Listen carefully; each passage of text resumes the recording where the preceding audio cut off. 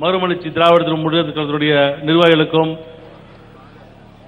CPI CPM உடைய நிர்வாகிகளுக்கும், விடுதலை சிறுத்தை கட்சியுடைய நிர்வாகிகளுக்கும் என்னுடைய மனமார்ந்த நன்றி வணக்கத்தை தெரிவித்துக் கொண்டு, இன்னைக்கு பார்த்தீங்கன்னாக்கா அதிமுகவில் ஒரு பட்டியல் விட்டுருக்காங்க. 220 தொகுதியுடைய வேட்பாளர் பட்டியல் விட்டுருக்காங்க. அதில் எங்கள் கட்சியிலிருந்து போன ஒரு 9 பேருக்கு 2 பேர் சீட்டு கொடுத்துருக்காங்க. அந்த 2 பேர் வேறு யாருமே கிடையாது. முன்னாடி அதிமுகவில் ஒருத்தர் பண்டுட்டியார் முன்னாடி கட்சியில் அதிமுக இருந்தார். அப்புறம் பாட்டாளி கட்சி இருந்தார், சொந்த கட்சி நடத்தினார். இது மாதிரி பல்வேறு கட்சிக்கு போயிட்டு வந்தவர். அவருக்கு சீட்டு தர்றது பெரிய விஷயம் கிடையாது. மாஃபா பாண்டியராஜன் பார்த்தீங்கன்னாக்கா பிஜேபியில் இருந்தார், எங்ககிட்ட வந்தார், மீண்டும் போனார். அவர் எல்லா கட்சிக்கும் போவார், வருவார், சீட்டு கொடுத்தாங்க. ஆனால் மீதி இருக்கிற 7 பேர் பார்த்தீங்கன்னாக்கா கிட்டத்தட்ட 40 வருஷம். சுந்தரராஜ் பார்த்தீங்கன்னா 40 வருஷம் கேப்டன் கூட இருந்தார். அதே போல் அருண் பாண்டி, மீதி எல்லாமே சரி, சுரேஷ் எல்லாமே பார்த்தீங்கன்னா கிட்டத்தட்ட ஒரு 30 வருஷம் 40 வருஷம் எங்கள் கூட இருந்தாங்க. எங்களுக்கு துரோகம் பண்ணி போனாங்க. அன்னைக்கு அவங்களுக்கு சீட்டு தர்ற நான் ஏன் சொல்கிறேன்னாக்கா, அந்த அம்மா பார்த்துருக்காங்க.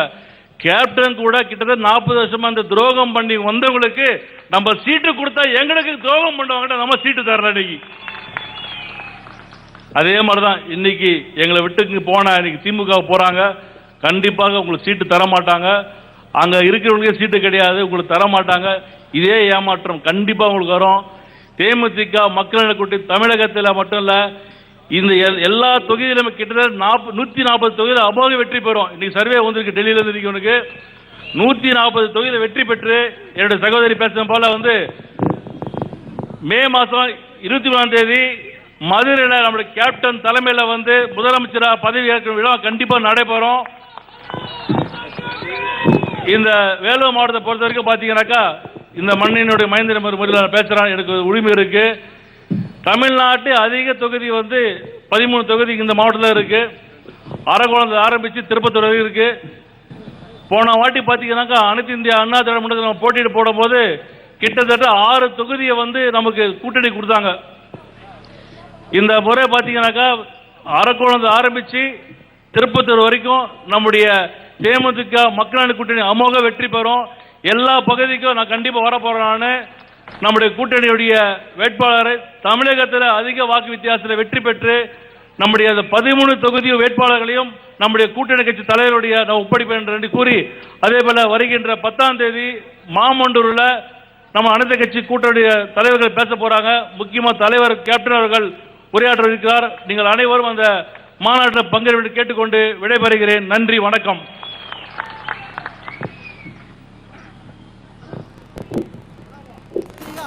சந்தோஷம் காவல்துறை தீர நிரந்தர போலீஸ் கமிஷன் அமைந்திடும். கிராமம் அனைத்திலும் பணிப்பொறி மையம், கால்நடை காக்க மருத்துவமனைகள், நீர்வளம் காக்க மணல் திருட்டு நாளும் தடுக்கப்படும். கிராமத்தார்க்கு ஜாதி சான்றிதழ் வீடு தேடி வரும். கேப்டனின் ஆட்சி சரித்திரம் படைக்கும். நாளும் விரைவில் வரும், நாளும் விரைவில் வரும். கேப்டன் உங்கள் கைகள் சுத்தம், கேட்கும் எங்கும் முரசு சத்தம்.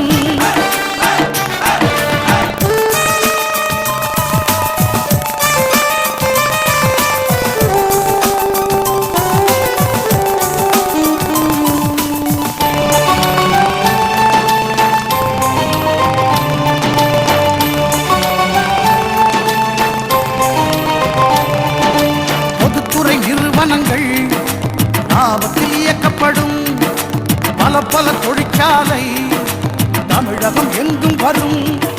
மருந்தக ஊர்திகள் இலவசமாகும். கைத்தறி தொழிலுக்கு கடன்.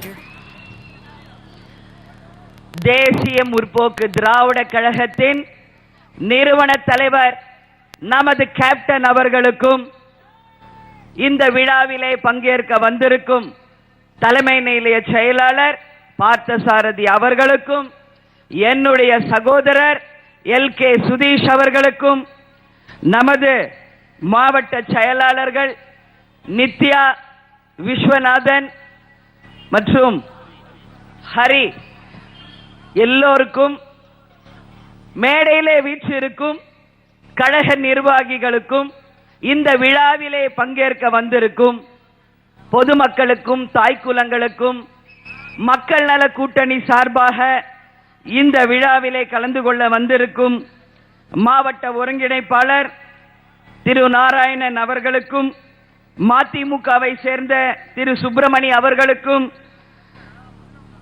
சிபிஎம் கட்சியை சேர்ந்த தயாநிதி அவர்களுக்கும் ஏசி சுவாமி கண்ணு அவர்களுக்கும்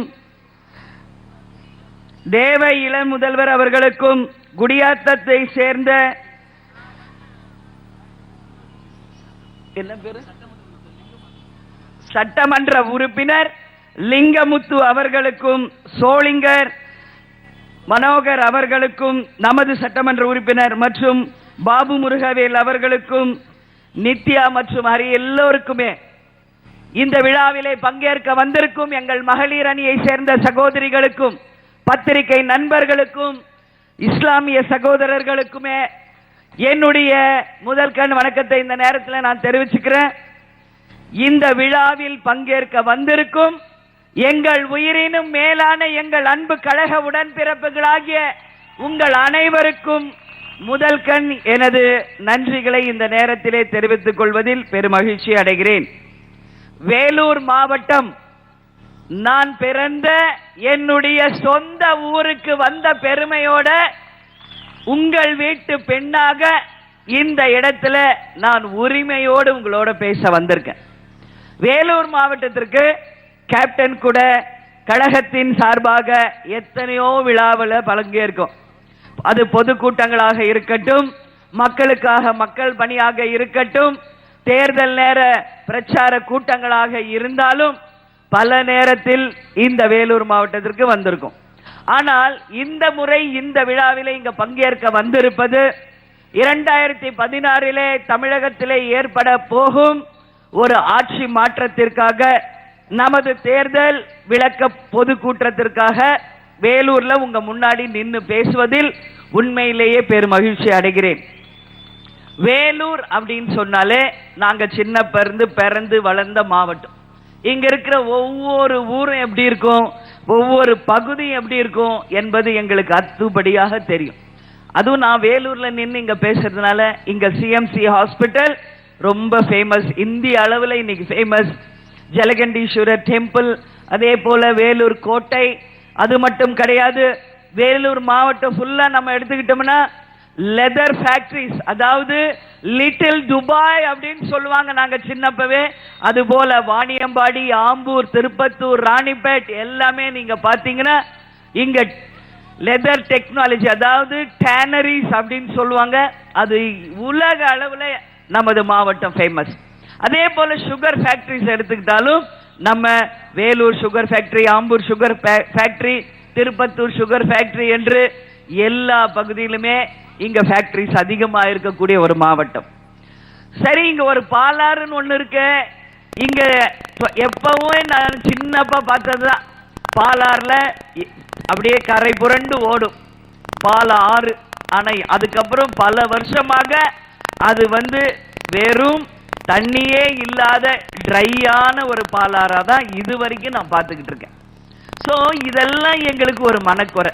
எப்போ நம்ம பாலாறு பழையபடி தண்ணி ரொம்பி வழிய போகிறது, அந்த நல்ல நாளை நாம எப்ப பார்க்க போறோன்ற ஒரு மிகப்பெரிய ஒரு ஆசை எனக்கு எப்பயுமே இருக்கும்.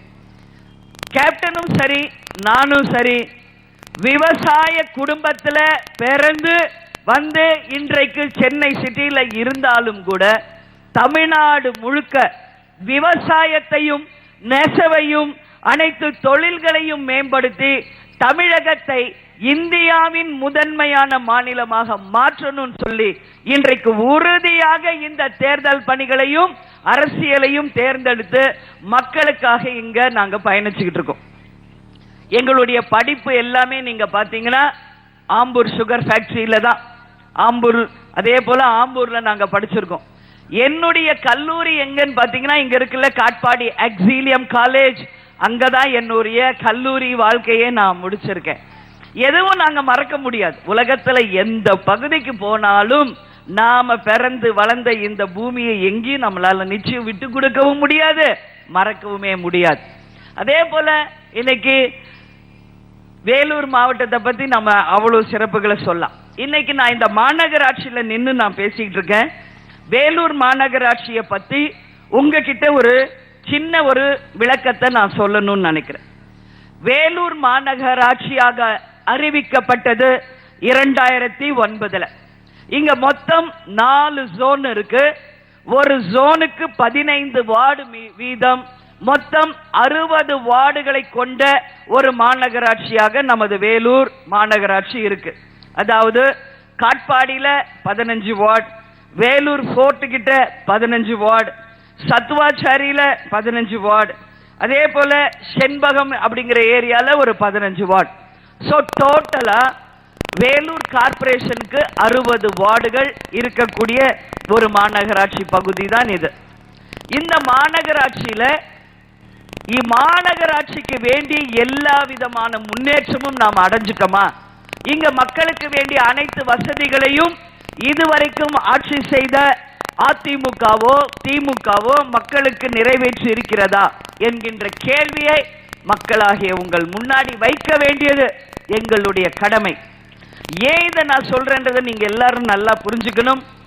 யாரையும் குறை சொல்லணும், அது மூலமா கட்சியை வளர்க்கணும், அது மூலமா ஓட்டு வாங்கணும் என்ற நிலைமை என்றைக்குமே தேசிய முற்போக்கு திராவிட கழகத்துக்கு இருந்தது கிடையாது என்பதை உறுதியாக இந்த நேரத்தில் நான் பதிய வைக்க வேண்டியது என்னுடைய கடமை. ஆனா அதே நேரத்தில் வெற்றி பெற்று ஆட்சிக்கு வந்தவங்க, இங்க மேயரா இருக்கிறவங்க, கவுன்சிலர்ஸா இருக்கிறவங்க இந்த மாநகராட்சிக்கு வேண்டியதை செய்தார்களா அப்படின்ற கேள்வியை நான் உங்க முன்னாடி வச்சா இல்லை அப்படிங்கிற பதில் தான் இன்னைக்கு எல்லா கார்பரேஷன் சொல்றாங்க. கடந்த 11 நாளாக, அதாவது 12வது நாள் சென்னையில நான் ஆரம்பிச்சேன். அனைத்து கார்பரேஷன்லயும் எல்லா கார்பரேஷன், அதாவது திருநெல்வேலி, தூத்துக்குடி, மதுரை, திண்டுக்கல் என்று தமிழ்நாடுல இருக்கிற அனைத்து கார்பரேஷனுக்கும் நேரடியாக சென்று இன்றைக்கு நமது சொந்த ஊரான வேலூர் மாநகராட்சியில நின்று உங்க முன்னாடி நான் பேசிக்கிட்டு இருக்கேன். தமிழ்நாட்டில் இருக்கிற இன்னைக்கு அத்தனை ஊருக்கு நான் நேர கேப்டனும் நானும் கழகத்தினர் போயிருக்கோம். அனைத்து மாநகராட்சி அனைத்து வார்டுகள் நாங்க போகாத இடம் இல்லை என்ற நிலைமை. ஆனா ஒண்ணு மட்டும் உங்க எல்லாத்தையும் நான் சொல்லணும்னு நினைக்கிறேன். தமிழ்நாடு முழுக்க ஒரே அலை வீசுவது என் கண்கூடாக நல்லா தெரியும். எங்கு போனாலும் இன்றைக்கு மக்கள் மனநிலை இந்த ஆட்சி செய்த அதிமுகவும் எங்களுக்கு வேண்டாம், திமுகவும் எங்களுக்கு வேண்டாம், கேப்டன் தலைமையிலான தேமுதிக மக்கள் நல கூட்டணி ஒரு மாற்று அணியாக இங்க உருவாகி இருக்கிறது. இந்த அணிதான் இன்றைக்கு தமிழ்நாட்டில் வேண்டும் என்று தாய்க்குலங்களும் இளைஞர்களும் மாணவ மாணவிகளும் எல்லாருடைய மனநிலை இன்னைக்கு இதுதான்.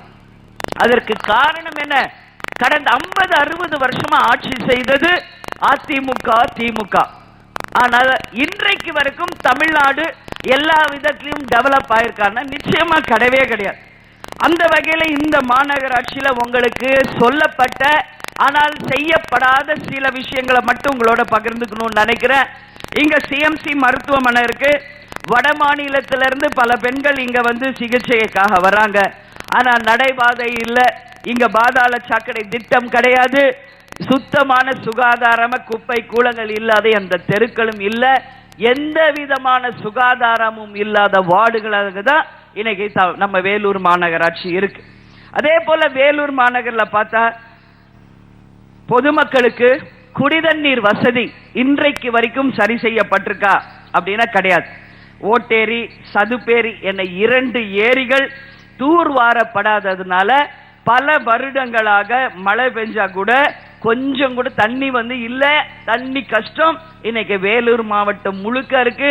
அதுவும் மெயினா நம்ம கார்பரேஷன்ல நம்ம தாய்க்குலங்கள் தண்ணி இல்லாம அவ்வளவு கஷ்டப்படுற நிலைமை. 2009 ஆரம்பிக்கப்பட்ட பாதாள சாக்கடை திட்டம் இன்னைக்கு 2016 இருக்கும். எவ்வளவு வருஷம் ஆச்சுன்னு பாருங்க. நீங்களே ஒரு சின்ன கால்குலேஷன். இன்னைக்கு வரைக்கும் நிறைவேற்றப்பட்டு இருக்கா அப்படின்னு நான் கேட்டா எல்லாரும் சொல்றது கிடையாது. அப்போ இங்க என்ன நிர்வாகம் நடக்குது, இங்க என்ன ஆட்சி இவர்கள் செய்கிறாங்க அப்படிங்கிறது பாத்தீங்கன்னா ஒரு மிகப்பெரிய ஒரு கேள்விக்குறி. ஆனா லஞ்சம், ஊழல், கமிஷன் எந்தெந்த துறையில எப்படி அப்படி லஞ்சம் வாங்கணும் அது மட்டும் கரெக்டா போக வேண்டிய இடத்துல போயிட்டு தான் இருக்கு. ஆனா அதுக்காக மக்களுக்கு இந்த ஆட்சி அதிகாரிகளோ மக்களுக்கு செய்ய வேண்டிய எந்த விதமான முன்னேற்றத்தையும் செய்யாத ஒரு நிலைமையை நாம தமிழ்நாடு முழுக்க பார்க்க வேண்டிய நிலைமை. அதே மாதிரி இங்க இருக்கிற சுகாதார நிலையங்களுக்கு ஏழை மக்கள் வந்து செல்றாங்க. ஆனா லஞ்சம் வாங்காம யாருக்கும் எந்த ட்ரீட்மெண்ட் இங்க கொடுக்கப்படுறது இல்லை.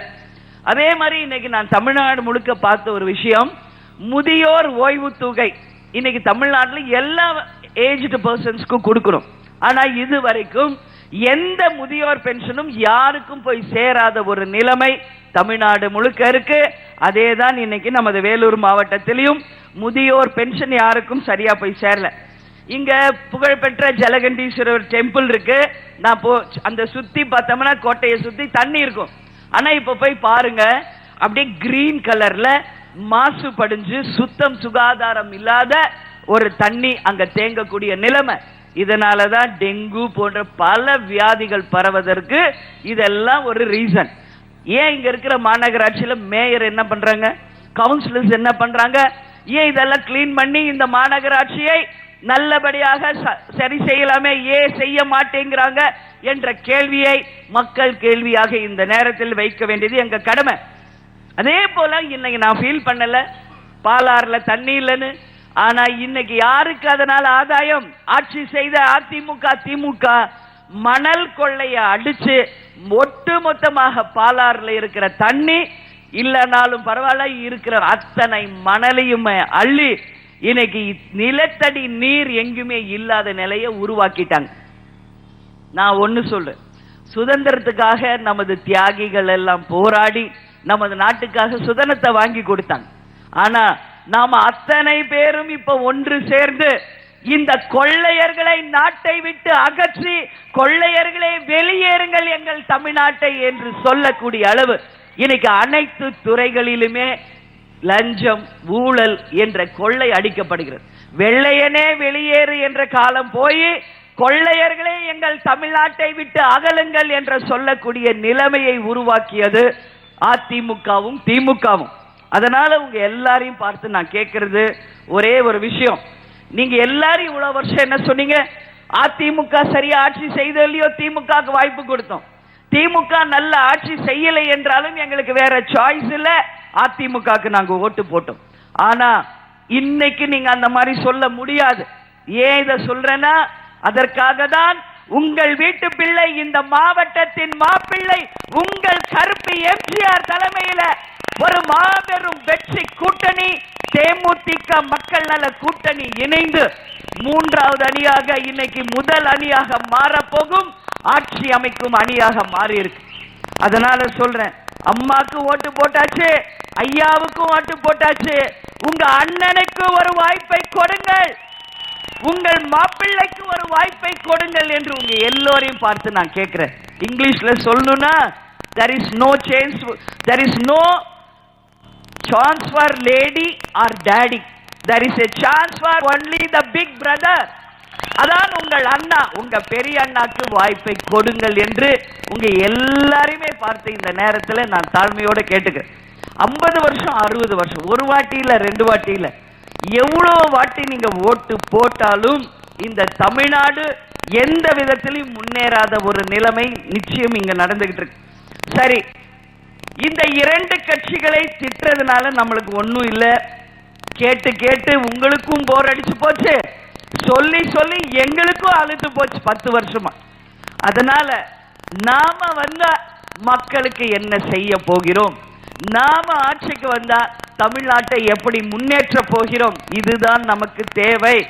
ஒரு அதிமுகவை திமுகவை பத்தி இன்னைக்கு எல்லாருக்கும் தெரியும், ரெண்டு பேருக்குமே எப்படிப்பட்டவங்க.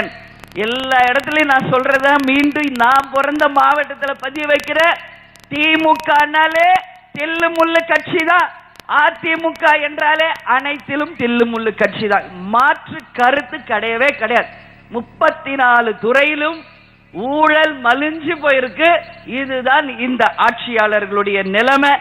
அதனால அவர்களை பற்றி பேசி வேஸ்ட் பண்ணாம கேப்டன் தலைமையில இன்னைக்கு மக்கள் நல கூட்டணி சேர்ந்திருக்கு. கேப்டன் மக்கள் நல கூட்டணி யாரு? அண்ணன் வைகோ அவர்கள், சகோதரர் திருமாவளவன் அவர்கள், அதே போல அண்ணன் ஜி ராமகிருஷ்ணன் அவர்கள், அண்ணன் முத்தரசன் அவர்கள், இந்த நால்வரும் சேர்ந்து மக்கள் நல கூட்டணி என்று அமைத்து கேப்டனோடு இன்னைக்கு நல்ல ஒரு கூட்டணி அமைச்சிருக்காங்க. இந்த கூட்டணியில இருக்கிற எந்த தலைவர் மேலேயாவது யாராவது ஒரு லஞ்ச வழக்கோ ஊழல் வழக்கோ இல்லை ஏதாவது ஒரு அபாண்டத்தை யாராவது காமிக்க முடியுமா? இது வரைக்கும் ஆட்சி அதிகாரத்தில் அவங்க கிடையாது. அதே போல இன்னைக்கு கேப்டன் எதிர்கட்சி தலைவராக இருந்திருக்கார். தன்னுடைய தலைமையில 29 எம்எல்ஏக்களை கேப்டன் வச்சிருந்தார். துரோகிகளை பத்தி நான் இங்க பேச விரும்பல. ஆனா கேப்டன் கூடயே இருந்த அத்தனை பேரும் இன்றைக்கு வரைக்கும் தங்கள் சட்டமன்ற உறுப்பினர்களாக ₹1 கூட லஞ்சமாகவோ ஊழலாகவோ எடுக்காம அத்தனை பேருமே தங்கள் தொகுதிக்கு சிறந்த முறையில பணியாற்றி நல்ல சட்டமன்ற உறுப்பினர்கள் என்றுதான் இன்னைக்கு பேர் வாங்கியிருக்காங்க. ஏன்னா ஒரு பானை சோற்றுக்கு ஒரு சோறு பதம் அப்படின்னு சொல்வாங்க. அதனால கேப்டன் எதிர்கட்சி தலைவராக இருந்த பொழுது கேப்டனும் சரி அவருடைய எம்எல்ஏஸும் சரி ஒரு பானை சோற்றுக்கு ஒரு சோறு பதம் போல் சிறந்த உதாரணங்களாக இன்றைக்கு வரைக்கும் ஒரு ₹10 தொகுதியிலேயோ இன்னைக்கு யார்கிட்டயோ கமிஷன் வாங்கினாங்க என்று ஒரு ஆதாரத்தை யாராலும் காமிக்க முடியுமா?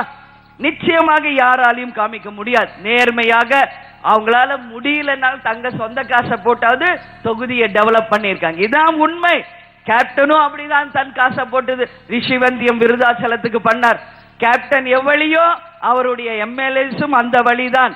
கேப்டன் எவ்வளியோ அந்த வழிதான் அவருடைய தொண்டர்கள் என்ற வகையில இன்றைக்கு தொகுதிக்காக பாடுபட்டாங்க. அதனால நிச்சயம் கேப்டன் தலைமையில் அமைய போகும் அமைச்சரவை உறுதியாக உங்ககிட்ட சொல்றேன், லஞ்சம் ஊழலுக்கு அப்பாற்பட்டு ஒட்டுமொத்த தமிழ்நாட்டில் இருக்க மக்களுக்காக தமிழ்நாடு முன்னேற்றத்துக்காக உறுதியாக நாங்கள் உழைப்போம் என்றத முதல் வாக்குறுதியாக உங்ககிட்ட நான் சொல்றேன். நான் முதல்லயே சொன்ன மாதிரி ஒரு மனிதனுக்கு 2 கண்கள் எப்படி முக்கியமோ அதுபோல இன்னைக்கு நமது தமிழ்நாட்டில் இருக்கிற அத்தனை பேருக்கும் நாம வேலை வாய்ப்பை உருவாக்கணும்னு சொன்னா முதல்ல நம்ம கான்சென்ட்ரேட் பண்ண வேண்டியது நம்மளுடைய விவசாய தொழிலை, அதுக்கு அடுத்தது நெசவு தொழிலை, அதற்கு பிறகு இருக்கிற மற்ற அனைத்து தொழில்களையும் நாம முன்னேற்றணும். இதுதான் கேப்டனுடைய லாங் டைம் விஷன் அப்படிங்கறத முதல்ல உங்ககிட்ட சொல்றேன். இதை நாம நிறைவேற்றினாலே மோர் தென் 75% பீப்புளுக்கு நம்மளால உறுதியாக வேலை வாய்ப்பை உருவாக்க முடியும். அதற்காக தான் விவசாயிகளுக்கான முதல் திட்டமாக நம்மாழ்வார் விவசாய திட்டம் என்று ஒன்று கேப்டன் அறிவிச்சிருக்காரு. அதன் மூலமாக அனைத்து விவசாயிகளுக்கும் குறைந்த விலையில கருவிகளும் உரமும் வீரிய வித்துக்களையும் கொடுத்து அவர்களுடைய வருமானம் பல மடங்கு உயர்த்துவோம். செலக்டட், அதாவது தமிழ்நாடுல இருக்கிற அனைத்து விவசாயிகள தி பெஸ்ட் அக்ரிகல்ச்சரிஸ்ட் செலக்ட் பண்ணி உலகம் முழுக்க எங்கெல்லாம் அவங்கள அனுப்பி அவங்களுக்கு முறையாக பயிற்சி கொடுத்து அந்த பயிற்சியை இங்கு கொண்டு வந்து அவங்க முறைப்படுத்தி அதன் மூலமாக தங்களுடைய விவசாயத்தை மேம்படுத்த உதவி செய்வோம் என்ற வாக்குறுதியை இந்த நேரத்தில் சொல்றேன். அதே போல பசுமை புரட்சி, வெண்மை புரட்சி, உணவு உற்பத்தி, எண்ணெய் உற்பத்தி என்று எல்லா வகையிலுமே தன்னிறைவு இல்லாத தமிழ்நாடாக மாற்றுவோம். ஒவ்வொரு கிராமமும் இன்னைக்கு 12,260 கிராமம் இருக்கு. ஒவ்வொரு கிராமத்தையும் நாம செலக்ட் பண்ணி ஒரு தனிநபர் வருமானம் ₹25,000 மேலாக உயர்த்துவோம் என்ற வாக்குறுதியை இந்த நேரத்தில் உங்களுக்கு சொல்றேன். குழந்தைகள் நல்லா படிக்கணும் கேப்டனுக்கு, அதுதான். அதனால எம்ஜிஆர் அவர்கள் மத்தியானத்துல சத்துணவு திட்டத்தை எம்ஜிஆர் அவர்கள் கொண்டு வந்தார். ஆனால் உங்கள் கருப்பு எம்ஜிஆர் அனைத்து கவர்மெண்ட் ஸ்கூல்லையும் காலை உணவையும் நமது அரசாங்கம் அனைத்து பள்ளி குழந்தைகளுக்கும் சத்துணவாக வழங்கும் என்ற வாக்குறுதியை இந்த நேரத்தில் உங்க எல்லோர் முன்னாடியும் நான் பதிய வைக்கிறேன். அதே போல அவங்களுக்கு 6ஆம் கிளாஸ்ல இருந்து 10ஆம் கிளாஸ் படிக்கிற அனைத்து மாணவர்களுக்கும் cycle, books, uniform, shoes, socks எல்லாமே தரப்படும். காலை உணவு தரப்படும். அதே போல ஐ செக்அப் பண்ணி யாருக்கெல்லாம் ஸ்பெக்ஸ் தேவையோ அவங்களுக்கு வழங்கப்படும். அது மட்டும் கிடையாது, ஒவ்வொரு ஸ்கூல்லையும் கண்காணிப்பாளர். ஏன்னா இன்னைக்கு பெண் குழந்தைகள் எங்கேயும் பாதுகாப்பாக போக முடியல, ஸ்கூலுக்கு கூட போக முடியல. அதனால அந்த பெண் குழந்தைகளையும் மற்ற மாணவர்களையும் பாதுகாக்க ஒவ்வொரு ஸ்கூல்லையுமே ஒரு சீஃப நம்ம நிர்வகிச்ச அவங்க மூலமாக ஒவ்வொரு தனி குழந்தையும் கண்காணிக்கப்படும். அது பாலியல் வன்கொடுமையா இருந்தாலும் சரி, அதிகமா ஃபீஸ் கலெக்ட் பண்ணாலும் சரி, இல்ல டீச்சர்ஸ் சொல்றது குழந்தைங்களுக்கு புரியல, எந்த பிரச்சனையா இருந்தாலும் ஒவ்வொருத்தருக்கும் தனி கான்சென்ட்ரேஷன் தரப்படும் என்பதை இந்த நேரத்தில் தெரிவிச்சுக்கிறேன். அதே மாதிரி வீடு, நான் இன்னைக்கு வில்லேஜ் எல்லாம் போயிட்டு தான் வரேன். எல்லா இடத்துலயும் குடிசை வீடு அதிகமா இருக்கு. உறுதியாக கிராமத்தில் இருக்கிற அனைத்து குடிசைகளையும் அகற்றி எல்லோருக்கும் கான்கிரீட் வீடு உறுதியாக அத்தனை மக்களுக்கும் உருவாக்கப்படும் என்ற வாக்குறுதியை, முதல் வாக்குறுதியை இந்த நேரத்தில் உங்களுக்கு சொல்றேன். அதே டவுன்ல இருந்தா அபார்ட்மெண்ட்ஸ் கட்டி தரப்படும். அது மட்டும் கிடையாது, இன்னைக்கு தமிழ்நாடு முழுக்க பெட்ரோல் டீசல் விலை என்ன விக்குதுன்னு உங்க எல்லாருக்குமே தெரியும். ஆனா இதுவரைக்கும் யாருமே சொல்லாத ஒரு திட்டம் கேப்டன் அவர்கள் உறுதியாக உங்க முன்னாடி சொல்லியிருக்காரு. கேப்டனுடைய ஆட்சி வந்தவுடனே 1 லிட்டர் பெட்ரோல் 45 ரூபாய்க்கும் 1 லிட்டர் டீசல் 35 ரூபாய்க்கும் தமிழ்நாடு முழுக்க ஒரே மாதிரி சமமாக நம்மளால் தர முடியும் என்ற வாக்குறுதியை இந்த நேரத்தில் உங்க எல்லோருக்குமே நான் சொல்றேன். அது சென்ட்ரல் கவர்மெண்ட் ஸ்கீம் ஆச்சே, எப்படி உங்களால தர முடியும் என்று யாரும் நினைக்காதீங்க. இது ஒன்றும் நாம சும்மா எழுதி கொண்டு வந்ததில்லை. பெரிய பெரிய வல்லுநர்களை வைத்து ஆராய்ச்சி செய்து அவர்கள் மூலமாக கடந்த 6 மாதமாக உருவாக்கப்பட்டதுதான் இந்த தேர்தல் அறிக்கை. கேப்டன் சொல்ற ஒவ்வொரு வாக்குறுதியும் நிச்சயமாக மக்களுக்காக நிறைவேற்றப்படும் என்பதில் எந்த மாற்று கருத்துமே உங்களுக்கு வேண்டாம். மற்ற மாநிலத்தில் தர்றாங்களோ இல்லையோ, இதுவரைக்கும் ஆட்சி செஞ்ச அதிமுக திமுக உங்களுக்கு கொடுத்துச்சோ என்னவோ எங்களுக்கு தெரியாது. ஆனால் உறுதியாக உங்கள் கருப்பு எம்ஜிஆர், உங்கள் வீட்டு பிள்ளை உறுதியாக இதுல மாற்று கருத்துல நிச்சயமாக நம்மால தர முடியும் என்ற வாக்குறுதியை இந்த நேரத்தில் உங்களுக்கு நான் சொல்றேன். அதே மாதிரி டோல்கேட், எல்லா டோல்கேட்லயும் எவ்வளவு நீங்க எல்லாம் சிரமப்படுறீங்கன்னு எங்களுக்கு நல்லா தெரியும். அதுவும் நம்ம வேலூர் மாவட்டம் சொல்லவே வேணாம். கட்டாம போயிட்டா காது கூட கடிச்சிருவாங்க, அடிப்பாங்க, என்னென்னவோ நடக்குது, நானே பார்த்திருக்கேன். அந்த அளவு இருக்கும். அதனால எங்கெல்லாம் டோல்கேட்ஸ் முடிஞ்சிருக்கோ காலாவதியானது மூடப்படும். அதே போல சுங்க வரி கட்டணம் இன்னைக்கு நிச்சயமாக பாதியாக குறைக்கப்படும் அனைத்து டோல்கேட்ஸ்லயும். அதே மாதிரி இங்க பாத்தீங்கன்னா ஒவ்வொருத்தரும் இன்னைக்கு ஒவ்வொரு ஆபீஸ்ல ஒர்க் பண்றீங்க. அது தனியார் ஆபீஸா இருக்கலாம், இல்ல கவர்மெண்ட் ஆபீஸா இருக்கலாம். உங்க எல்லாருக்குமே ப்ராவிடன்ட் ஃபண்ட், அதாவது சேம நல நிதி என்ற ஒரு ஸ்கீமை எல்லாருக்குமே கேப்டன் கொண்டு வர போறார். அது என்னன்றது உங்களுக்கு ஷார்ட்டா சொல்றேன். இப்ப நீங்க ஒரு 20,000 ரூபாய் மாசம் சம்பாதிக்கிறீங்கன்னு வைங்க, ஒரு 60 ரூபாய் மட்டும் உங்க அக்கௌண்ட்ல நீங்க போட்டா போதும். நீங்க ஒர்க் பண்ற அந்த ஆபீஸ்ல இருந்து ஒரு 140 ரூபாய் உங்க அக்கௌண்ட்ல வரும். கவர்மெண்ட் சார்பாக ஒரு 200 ரூபாய் உங்களுக்கு வரும். இது இல்லாம இன்சூரன்ஸ் சார்பாக உங்களுக்கு மொத்தம் 600 ரூபாய் மாதந்தோறும் உங்களுடைய அக்கௌண்ட்ல சேவ் ஆகும். இது நீங்க ஓய்வு பெற்று போகும்போது ஒரு மிகப்பெரிய தொகையை அந்த ப்ராவிடன்ட் ஃபண்ட் அமௌண்ட்டை நீங்க எடுத்துக்கலாம். இல்ல நடுவுலயே உங்களுக்கு வீடு வாங்கணும், குழந்தைங்களுக்கு கல்யாணம் பண்ணும், இல்ல ஏதோ ஒரு எமர்ஜென்சிக்கு தேவை என்றால் அந்த ப்ராவிடன்ட் ஃபண்டை நீங்க கேன்சல் பண்ணி ஒட்டுமொத்தமா அந்த மணியை நீங்க ரிட்டர்ன் எடுக்கக்கூடிய ஒரு நிலைமையை உறுதியாக கேப்டன் அவர்கள் தமிழ்நாட்டில் வேலை செய்யற அத்தனை பேருக்குமே உருவாக்கி கொடுப்போம் என்பதை இந்த நேரத்தில் எல்லோருக்குமே நான் உறுதியா சொல்றேன். அதே போல இன்னைக்கு தனியாரும் சரி கவர்மெண்ட்ல ஒர்க் பண்றவங்களுக்கு ஷேர்ஸ் சொல்லுவோம், பங்குகள். அப்படின்னா பங்கு, நிச்சயமாக நீங்க ஒர்க் பண்ற கம்பெனிலேயே நீங்களும் ஒரு பங்குதாரராக இணைக்கப்படுவீங்க. அந்த பங்குகள் மூலமாக நீங்கள் அத்தனை பேருமே பலனடைய போறீங்க. இதன் மூலமாக தமிழ்நாடு முழுக்க ஒரு 3 லட்சம் பேருக்கு மேல் நிச்சயமாக பலனடைவீர்கள் என்பதை இந்த நேரத்தில் உங்க எல்லாருக்குமே நான் சொல்றேன். அதே மாதிரி இன்னைக்கு கோயில்கள், நம்ம மசூதிகள், சர்ச் எல்லா இடத்துலயும் நாங்க போயிருக்கோம். அங்க பூஜை செய்யறவங்க இன்னைக்கு குறைஞ்ச வருமானத்துல கஷ்டப்படக்கூடிய நிலைமை இருக்கு. எனவே இந்த 3 மதத்தினரையும் மதிக்கும் வகையில கவர்மெண்டே மாதந்தோறும் சம்பளம் அங்க இருப்பவர்களுக்கு வழங்கப்படும் என்பதை கேப்டன் அவர்கள் சொல்லியிருக்கார். ஏன்னா கேப்டனை பொறுத்த வரைக்கும் ஜாதி மதம் மொழி இனம் எல்லாத்திற்கும் அப்பாற்பட்டவர் தான் நமது கேப்டன் அவர்கள் என்பதை ஒவ்வொரு தருணத்திலுமே ப்ரூவ் பண்ணிட்டு இருக்கார். இன்னைக்கு நேத்து கிடையாது, நடிகராக இருந்த காலத்துல இருந்து இந்த நிமிஷம் வரைக்கும் அவரை பொறுத்த வரைக்கும் ஜாதி மதம் மொழி இனம் கிடையாது. தன்னுடைய பிறந்த நாள் அப்பயே எப்படி கொண்டாடுவாரு? காலையில எந்திரிச்சோன்னு இந்து கோயிலுக்கு போவார், அப்புறம் சர்ச்சுக்கு போவார், அப்புறம் மசூதியில போய் ப்ரே பண்ணுவார். இதுதான் அவருடைய இது.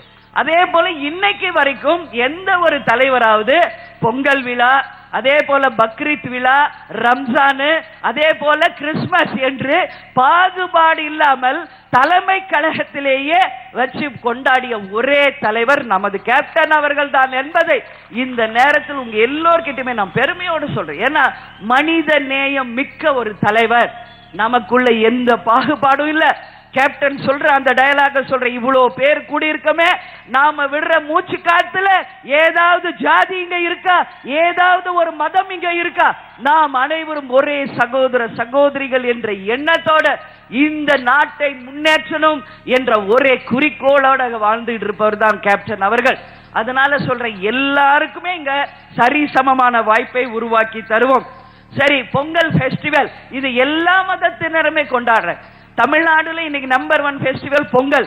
ஒரு வார காலம் அந்த பொங்கல் விழாவை தமிழ்நாடு முழுக்க திருவிழா வாரமாக ஒட்டுமொத்த தமிழ்நாடும் அரசு சார்பாக கொண்டாடப்படும் என்பதை இந்த நேரத்தில் சொல்றேன். அதுவும் எப்படி, ஜல்லிக்கட்டோட சேர்ந்த ஒரு பொங்கல் விழாவை அடுத்த பொங்கல் தினத்துல ஒட்டுமொத்த தமிழ்நாடும் நாம செலிப்ரேட் பண்ணுவோம் என்ற வாக்குறுதியை இந்த நேரத்தில் உங்ககிட்ட சொல்றேன். நாங்க இங்க நிக்கிற இவ்வளவு தைரியமா எப்படி அண்ணி பேசுறாங்க, இதெல்லாம் நிறைய நான் கேட்டேன். எங்களுக்கு இந்த தைரியம் எங்கிருந்து வந்துச்சு? ஆட்டோமேட்டிக்கா எங்க அப்பா அம்மாட்ட வந்திருக்கும். அதுக்கு அடுத்தது எனக்கு அரசியலை சொல்லி கொடுத்தவர். இந்த அளவு தைரியமாக பேசணும்ன்றதெல்லாம் எங்க தெரியுமா கத்துக்கிட்டு? தைரியத்தின் மொத்த உருவம் யார்? நமது கேப்டன். அவர் பேசுறத கேட்டு கேட்டு கேட்டுதான் எனக்கு அந்த தைரியம் வந்துச்சு. சரி, இதுக்கு அப்பாற்பட்டு ஒரு விஷயம் இருக்கு. சின்ன வயசுல இருந்தே ஸ்போர்ட்ஸ்ல, அதாவது நான் எல்லா இடத்துலயும், அதுவும் என் மாவட்டத்தில் நான் சொல்லி ஆகணும், அத விளையாட்டு துறையில் நானும் என் சகோதரியும் என் சகோதரமே நேஷனல் லெவல் பிளேயர்ஸாக இந்த வேலூர் மாவட்டத்தின் சிறப்பை மாணவர்களாக இருந்த போதே இந்தியா முழுக்க கொண்டு சென்றவர்கள் நாங்கள் என்பதை பெருமையோடு இந்த நேரத்தில் நான் பதிய வைக்கிறேன். அத்லெட்ஸாக நல்ல கேம்ஸ் விளையாடக்கூடிய ஒரு பெஸ்ட் பிளேயர்ஸா நாங்க இந்த மாவட்டத்தில் இருந்திருக்கோம். அதற்காக இந்த நேரத்தில் எங்களை பயிற்சி செய்து எங்களை ஊக்கப்படுத்திய எங்களுடைய பிடி மாஸ்டர் லோகநாதன், எங்களுடைய குரு அவர்தான். அவருக்கு இந்த நேரத்தில் இந்த மாவட்டத்தில் எங்க நன்றிகளை நாங்க தெரிவிச்சுக்கிறோம். ஏன் இதை ஒவ்வொரு இடத்துலையும் நான் குருவை மதிக்கிற ஒரு மாணவர் தான் வாழ்க்கையில முன்னேற முடியும், சாதிக்க முடியும் என்பதில் எந்த மாற்று கருத்தும் இல்லை. அதே போல நாங்க படிச்ச ஸ்கூல்ல இருந்த அனைத்து டீச்சர்ஸ், எக்ஸிலியம் காலேஜ்ல எனக்கு மதர்ஸ் இருந்தாங்க, சிஸ்டர்ஸ் இருந்தாங்க. அவங்க எல்லாம் அவ்வளவு ஒரு நெறியோட எங்களை அந்த அளவு ஒரு டிசிப்ளினோட எங்களை பழக்கி கொடுத்துருக்காங்க. ஸோ அதெல்லாம் ஸ்லோவா எங்க லைஃப் ஃபுல்லா எங்களுக்கு பக்கபலமா இருக்கு. ஸ்போர்ட்ஸ்ல நாங்க கத்துக்கிட்ட ஒண்ணு உங்களுக்கு கிட்ட நான் சொல்லும். தேர்தல் களத்துல இன்னைக்கு நாங்க போராடுறோமே, அது நாங்க எங்க பயிற்சி எடுத்தோம்னா பிளே கிரவுண்ட்ல. எதிர் அணி இன்னைக்கு எவ்வளவு பெரிய டீம் வந்து நின்னாலும் இவங்களை பார்த்து பயப்பட மாட்டோம். இந்த அணியை எப்படியும் வீழ்த்தியே தீர்வோம் என்ற ஒரே உறுதியோடு, நம்பிக்கையோடு ஒரு கோல் பிக்ஸ் பண்ணி அந்த உறுதியோடு நாங்க கடைசி வரைக்கும் போராடி அதுல வெற்றி பெற்றோம். அந்த உறுதியும் தைரியமும் தான் இன்றைக்கு தேர்தல் களத்துல 50 வருஷம் ஆட்சி செஞ்ச அதிமுகவாக இருக்கட்டும், 60 வருஷம் ஆட்சி செஞ்ச திமுகவாக இருக்கட்டும், வந்து நில்லுங்க பார்க்க தேமுதிக முன்னாடி. உங்களால முடிஞ்சால் எங்கள் தேர்தல் களத்துல சந்திச்சு பாருங்கள் என்கின்ற தைரியத்தோடு தேர்தல் களத்துல அவர்களை சந்திக்கிற தைரியம் எங்களுக்கு வந்தது அந்த ஸ்போர்ட்ஸ் மூலியமாக. அதனாலதான் உங்க இருக்கிற தாய்மார்களே எல்லாருக்கும் நான் கேட்கிறேன், வெறும் படிப்பு புத்தக புழுக்களாக உங்க குழந்தைங்களை மாத்திராதீங்க. வெறும் மக்கப் பண்ணி ஒண்ணும் இல்ல. எவ்வளவு மார்க் வாங்குறாங்க, என்ன டிகிரி, இதோட முடிஞ்சிடும். ஒவ்வொருத்தரையும் எக்ஸ்ட்ரா கரிக்குலர் ஆக்டிவிட்டிஸ் இருக்கு, ஸ்போர்ட்ஸ்ல அவங்கள பழக்கி கொடுங்க. அதே போல நல்ல டிபேட்ஸ்ல அவங்கள பங்கேற்க சொல்லுங்க. அதே போல மிகப்பெரிய கலந்துரையாடல்கள் அவங்கள போய் பங்கேற்க சொல்லுங்க. தங்களை அறியாமல் ஒரு தைரியம் அவங்களுக்கு வரும். அந்த தைரியம் கடைசி வரைக்கும் அவர்கள் கூட பயணிக்கும். அவங்க ஸ்கூல்லயும் காலேஜ்ல கத்துக்கிறது தான் லைஃப் லாங் அவங்களுக்கு துணை நிற்கும். அதற்கு ஒரே உதாரணம், இந்த மாவட்டத்தில் பிறந்த உங்கள் வீட்டு பெண்ணான என்னையே நீங்கள் ஒரு உதாரணமாக எடுத்துக்கொள்ளலாம் என்பதை இந்த நேரத்தில் பணிவோடு உங்க முன்னாடி நான் சொல்றேன். அதனால எல்லா விதத்திலையும் பசங்களை நீங்க முன்னேற்றணும்னு சொல்லி இந்த நேரத்தில் நான் கேட்டுக்கிறேன். அதே மாதிரி விளையாட்டுத்துறை, அதுக்கு தான் நான் இங்க வந்தேன். நிச்சயமாக தமிழ்நாடு முழுக்க இருக்கிற அனைத்து ஸ்கூல்ஸ் காலேஜ்ல நிச்சயமாக விளையாட்டு துறையை மேம்படுத்தி இன்னைக்கு இந்திய அளவுல பேர் போன்ற மாவட்டமாக நமது தமிழ்நாடு முழுக்க இருக்கிற ஸ்டூடெண்ட்ஸை நாங்க டெவலப் பண்ணுவோம். பேரிடர் காலம் என்று ஒன்று வருது. சென்னை எல்லாம் ரொம்ப பாதிச்சிச்சு இந்த மழை வெள்ளத்துல. ஆனா யாருமே ஹெல்ப் பண்ண மக்களுக்கு யாருமே கிடையாது. அதனால பேரிடர் மேலாண்மை என்று கேப்டன் ஒன்று அமைக்க போறார். அதுல யார் இருக்க போறாங்கன்னா X police officers, X army people, ex service man, இவங்க தான். அவங்க எல்லாரையும் வச்சு ஒரு டீம் அமைச்சு, அதே போல தன்னார்வ தொண்டர்கள் அதுல பங்கேற்கலாம். அது எர்த்குவேக்கா இருக்கலாம், இல்ல சுனாமியா இருக்கலாம், இல்ல மிகப்பெரிய வெள்ளமாக இருக்கலாம், இல்ல கட்டடம் இடிஞ்சு விழுது, ஏதோ ஒரு பேரிடர் என்றால் உடனடியாக நமது மேலாண்மை மூலமாக மாவட்டம் வாரியாக எப்படி ஒவ்வொரு மாவட்டத்திலும் போலீஸ் ஸ்டேஷன், ஃபயர் ஸ்டேஷன் இருக்கோ அதுபோல் பேரிடர் மேலாண்மை அமைக்கப்படும். உடனடியாக அந்த பகுதிக்கு வந்து பாதிக்கப்பட்ட மக்களை நிச்சயமாக அந்த துயரத்திலிருந்து மீட்டெடுப்போம் என்ற உறுதியை இந்த நேரத்தில் உங்க எல்லோருக்குமே நான் சொல்றேன். பாலாற பத்தி நான் சொன்னேன். கேப்டனுடைய முதல் லட்சியமே இங்க இருக்கிற ஆற்று மணல் கொள்ளையை இரும்பு கரம் கொண்டு தடுத்தே தீருவேன் என்ற ஒரே உறுதியோட நம்ம கேப்டன் இருக்கார். அந்த ஆற்று மணல் கொள்ளையை தடுத்தாவே நிலத்தடி நீர் நல்லபடியா வந்துடும், விவசாயம் சிறக்கும், குடிதண்ணீருக்கு பிரச்சனை இருக்காது. அதனால் உடனடியாக இரும்பு கரம் கொண்டு அதை தடுக்கப்படும். சரி, அப்ப பில்டிங்குக்கு மணல் எங்க போறதுன்னு நீங்க உடனே நெக்ஸ்ட் கொஸ்டின் உங்க மனசுல ஓடும். அதற்கும் மலேசியா, சிங்கப்பூர், இந்தோனேஷியா பல வல்லுநர்களோட பேசி செயற்கை மணல் உருவாக்கப்படும். அந்த செயற்கை மணல் தரமானதாக அனைத்து கட்டடங்களுக்கும் உரிய அந்த மணலாக எல்லா பகுதி மக்களுக்கும் தரப்படும் என்ற உறுதியை இந்த நேரத்தில் நான் சொல்றேன். அதே போல சிறு துறைமுகம், சின்ன சின்ன ஏர்போர்ட்ஸ் எல்லாம் டெவலப் பண்ணும். வெள்ளூர்ல கூட ஒரு சின்ன ஏர்போர்ட் இருக்கு எனக்கு தெரியும். பட் இது வரைக்கும் நம்ம எல்லாம் யாரும் போய் பார்த்திருக்க மாட்டோம். ஏன் இதை சொல்றேன்னா, அந்தந்த ஒரு சின்ன சின்ன ஏர்போர்ட்ஸ் நம்ம டெவலப் பண்ணா இங்க பிசினஸ் டெவலப் ஆகும், இங்க வந்து போற மக்கள் ஜாஸ்தி ஆவாங்க. அதன் மூலம் ஆட்டோமேட்டிக்கா நம்மளுடைய டிஸ்ட்ரிக்ட் டெவலப் ஆகும். கேப்டன் அந்த விஷயத்துல உறுதியா இருக்காரு. அந்த வகையில சின்ன சின்ன ஏர்போர்ட்ஸ், சின்ன சின்ன ஹார்பர் எல்லா இடத்துலயுமே நாங்க முன்னேற்றுவோம். கேப்டனுடைய படம் ரமணா யாரும் மறந்திருக்க முடியாது. கேப்டனுடைய முதல் எண்ணமே லஞ்சம் ஊழல் இல்லாத ஆட்சியை கொண்டு வருவோம் அப்படிங்கிறதா. அதனால உங்க எல்லாருக்குமே நான் சொல்றேன், ரமணா அவர்கள் தன்னுடைய பாணியில ஆன்டி கரப்ஷன் ஃபோர்ஸ் என்கின்ற ஒரு சிஸ்டமை கொண்டு வர போறார். அது எல்லா இலாக்காலையுமே அனைத்து துறைகளிலுமே இம்ப்ளிமெண்ட் செய்யப்படும். அது அந்த ஆன்டி கரப்ஷன் ஃபோர்ஸ் மூலமாக எந்த பகுதியில் யார் லஞ்சம் கேட்டாலும் ஊழல் செய்யணும்னு சொன்னாலும் ஜஸ்ட் நீங்க ஒரு இமெயில் ஐடியிலோ இல்ல ஏதோ ஒரு வகையில தகவல் கொடுத்தால் மட்டும் போதும், உடனடியாக அந்த ஆன்டி கரப்ஷன் ஃபோர்ஸ் மூலமாக அந்த பகுதிக்கு அதிகாரிகள் வருவாங்க. யார் லஞ்சம் கேட்டார்களோ உடனடியாக அவர்களுக்குரிய தண்டனை வாங்கி தரப்படும். உறுதியாக எல்லா இலாக்காவிலுமே லஞ்சம் ஊழல் இல்லாத வெளிப்படையான டிரான்ஸ்பரண்ட் அட்மினிஸ்ட்ரேஷன் நிச்சயமாக கேப்டனால் உருவாக்கப்படும் முடியும் என்பதை இந்த நேரத்தில் எல்லோருக்குமே நான் சொல்றேன். ஏன்னா இன்னைக்கு தமிழ்நாடு எல்லாருமே மிக பெருசா பாதிச்சிருக்கிறது ஒன்னு லஞ்சம், ஒன்னு ஊழல். இதுதான் எல்லா துறையும் அத்தனை பேரும் ஒரு பிறந்த குழந்தைக்கு பர்த் சர்டிபிகேட் வாங்கணும், ஒரு ரேஷன் கார்டு வாங்கணும், இதெல்லாம் பேசிக் நீட்ஸ். இதுல இருந்து இறந்து சுடுகாடு போற வரைக்கும், டெத் சர்டிபிகேட் வரைக்கும் எல்லாத்துலயும் ஊழல், எல்லாத்துலயும் லஞ்சம், எல்லாத்துலயும் கமிஷன், இதான் நடந்துகிட்டு இருக்கு. சோ இதற்கு முற்றுப்புள்ளி நாம வச்சாலே இங்க இருக்கிற மக்கள் எல்லாமே 50% நீங்க டெவலப் ஆயிருவீங்க. உறுதியாக நமது ரமணா அவர்கள் மக்களுக்காக அந்த லஞ்சம் ஊழல் இல்லாத ஒரு வெளிப்படையான நிச்சயமாக ஒரு அட்மினிஸ்ட்ரேஷனை உருவாக்குவார் என்பதை இந்த நேரத்தில் நான் தெரிவிச்சுக்கிறேன். தமிழ்நாடு முழுக்க நீங்க எல்லாரும் பார்த்திருக்கீங்க, கருவேல மரங்கள் நீங்க பாருங்க, எல்லா இடத்துலயும் கருவேல மரம் முளைச்சு போயிருக்கு. அதனால யாருக்கு எந்த யூஸ் இல்ல. சரி, அதை என்ன பண்ண போறோம், நம்ம இருக்கிற அத்தனை கருவேல மரங்களையும் உடனடியாக அப்புறப்படுத்தி அந்த நிலங்களை விளை நிலங்களாக மாற்றி யாருக்கெல்லாம் நிலம் இல்லையோ கவர்மெண்டோட அவங்க டைப் பண்ண, சும்மா இலவசமா தர முடியாது. யாருக்கெல்லாம் நிலம் இல்லையோ அவங்க அங்க பயிர் பண்ணி அவங்க வருமானத்தை சேர்த்துக்கலாம். அதே போல சோலார் பவர் எனர்ஜி நாம உருவாக்க போறோம். எங்கெல்லாம் இண்டஸ்ட்ரீஸ் இல்லையோ அந்த பகுதியில் இண்டஸ்ட்ரீஸ் கொண்டு வர போறோம். அதனால கருவேல மரங்களையும் முள் செடிகளையும் அகற்றி வேஸ்ட் லேண்ட இன்னைக்கு கன்வெர்ட் பண்ணி அதை உபயோகமான லேண்டாக நிச்சயமாக மாற்றுவோம் என்ற உறுதியை இந்த நேரத்தில் தெரிவிச்சுக்கிற. பெண்கள் இங்க அதிகமாக இருக்கீங்க.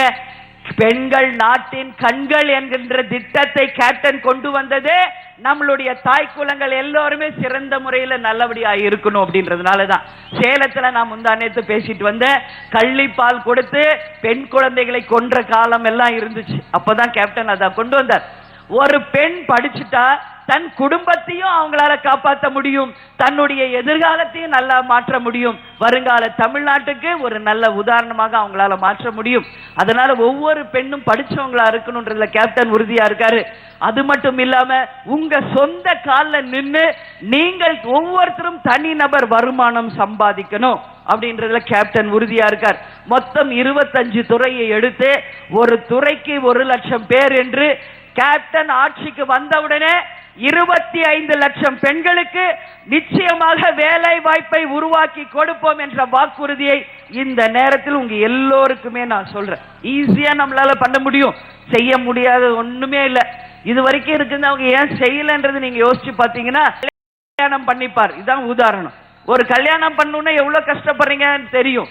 அதனாலதான் இன்னைக்கு 1 லட்சம் ரூபாய் அத்தனை பெண்களுக்கும் வறுமை கோட்டிற்கு கீழே இருக்கிறவங்களுக்கு அரசாங்கம் சார்பாக அத்தனை பொருட்களோட திருமணம் செய்து தரப்படும். இல்லை எங்களுக்கு பேங்க் லோன் தான் வேணும்னு சொன்னா திருமண உதவிக்காக லோன் பேங்க் மூலமாக குறைஞ்ச வட்டிக்கு தரப்படும். நீங்க சின்ன சின்ன கொஞ்சம் கொஞ்சமா திருப்பி அதை அடைச்சிக்கலாம் என்பது இந்த நேரத்தில் சொல்றேன். அதே மாதிரி பெண்கள் பக்கத்து டிஸ்ட்ரிக்ட் போறாங்க, தங்கறதுக்கு அவங்களுக்கு வசதி இல்லை என்றால் பெண்கள் பாதுகாப்பாக தங்குவதற்காக விடுதிகள் உருவாக்கப்படும், குறைச்ச வாடகையில பாதுகாப்பாக. இன்னைக்கு தமிழ்நாடு முழுக்க கவர்மெண்ட் பஸ் இருக்கு, பிரைவேட் பஸ் இருக்கு, கவர்மெண்ட் எல்லா இடமும் மக்கள் அதிகமா சேரக்கூடிய ஒரு பேருந்து நிலையம், ஹாஸ்பிட்டல்ஸ் எல்லாம் பாருங்க, பாதுகாப்பே கிடையாது.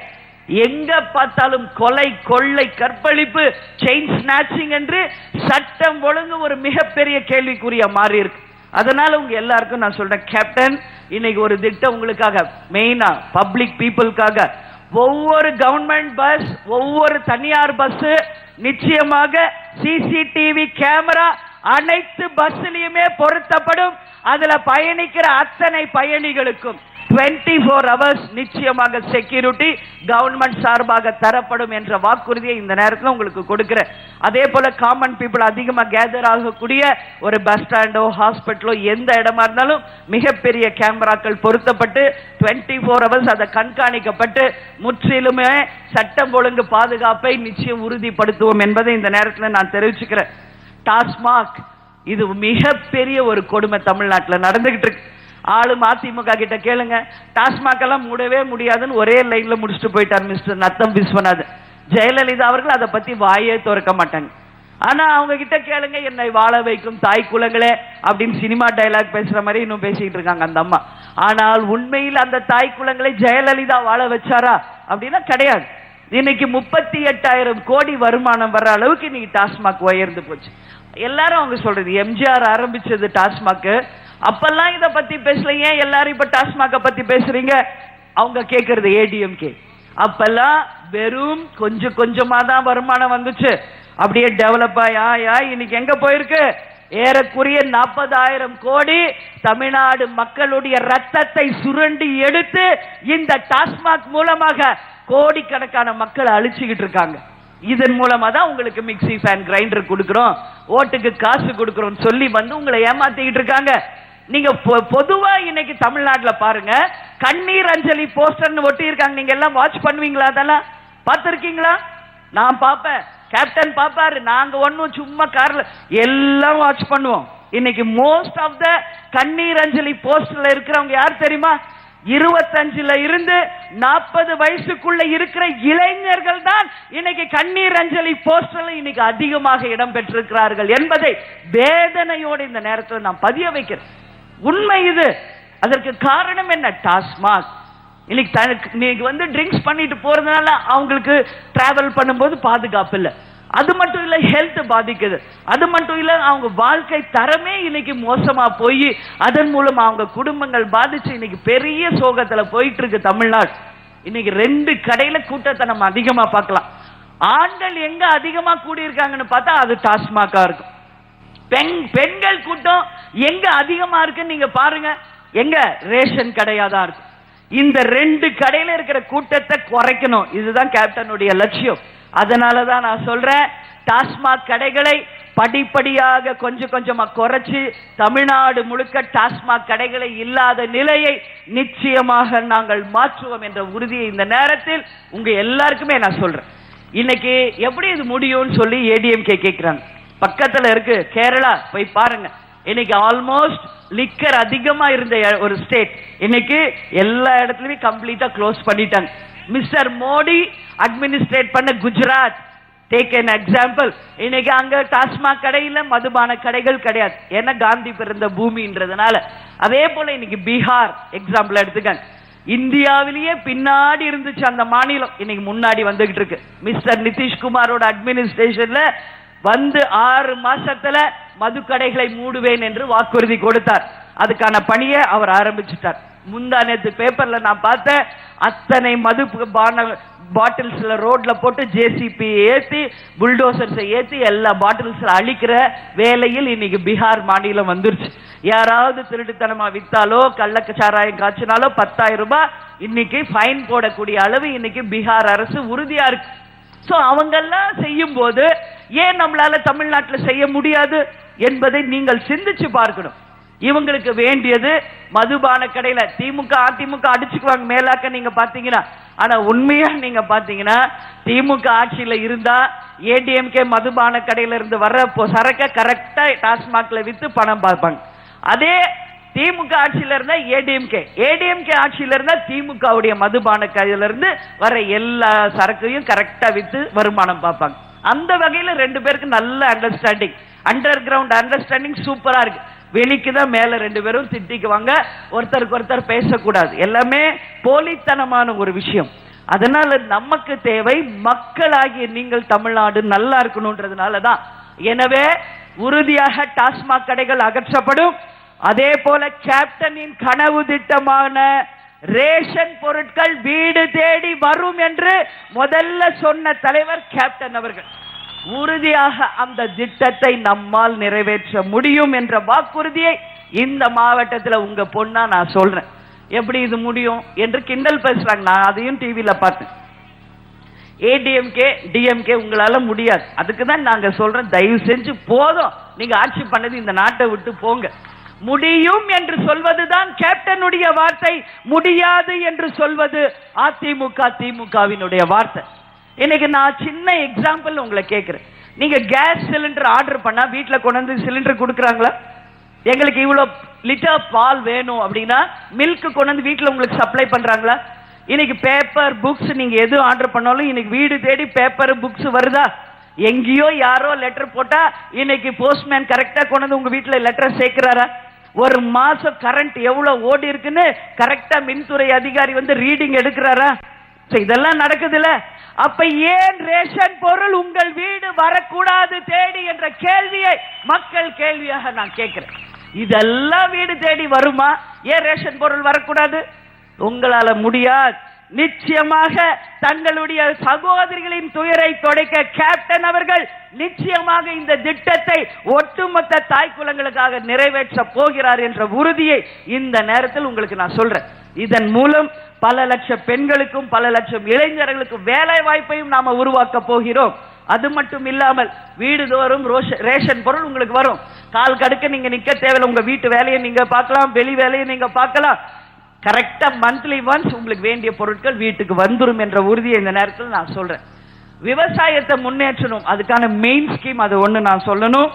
இன்றைக்கு 100 நாள் வேலை வாய்ப்பு திட்டம் என்று சொல்லி தமிழ்நாடு முழுக்க இருக்கு. நானும் பார்த்திருக்கோம். கேப்டன் நாங்க எல்லாம் வில்லேஜ் பக்கம் போறப்ப குரூப் ஆஃப் பீப்புள் போவாங்க, ஒரு மம்முட்டி வச்சு கொத்துவாங்க, ஏதாவது ஒரு சின்ன காவா மாதிரி வெட்டி இருப்பாங்க ஒரு ஃபுல் டேக்கு. அப்புறம் உட்காருவாங்க, லஞ்ச் சாப்பிடுவாங்க, கொஞ்ச நேரத்தில் வீட்டுக்கு போயிடுவாங்க. சரி, அந்த காவாவால அந்த ஊருக்கோ அந்த மக்களுக்கோ ஏதாவது பலன் இருக்கா அப்படின்னா ஒண்ணுமே இல்லை. சரி, அந்த கொத்துனவங்களுக்கு 100 ரூபான்னு சொல்றாங்களே, முழுசா 100 ரூபாய் கைக்கு போய் சேருதா அப்படின்னா அதுவும் கிடையாது. 60 ரூபாய் தான் போய் சேரும், மீதி 40 ரூபாய் ஆளுங்கட்சியினர் கமிஷனரா அதுலயும் அடிச்சுட்டு போயிடறாங்க. இதான் நடந்துகிட்டு இருக்கு.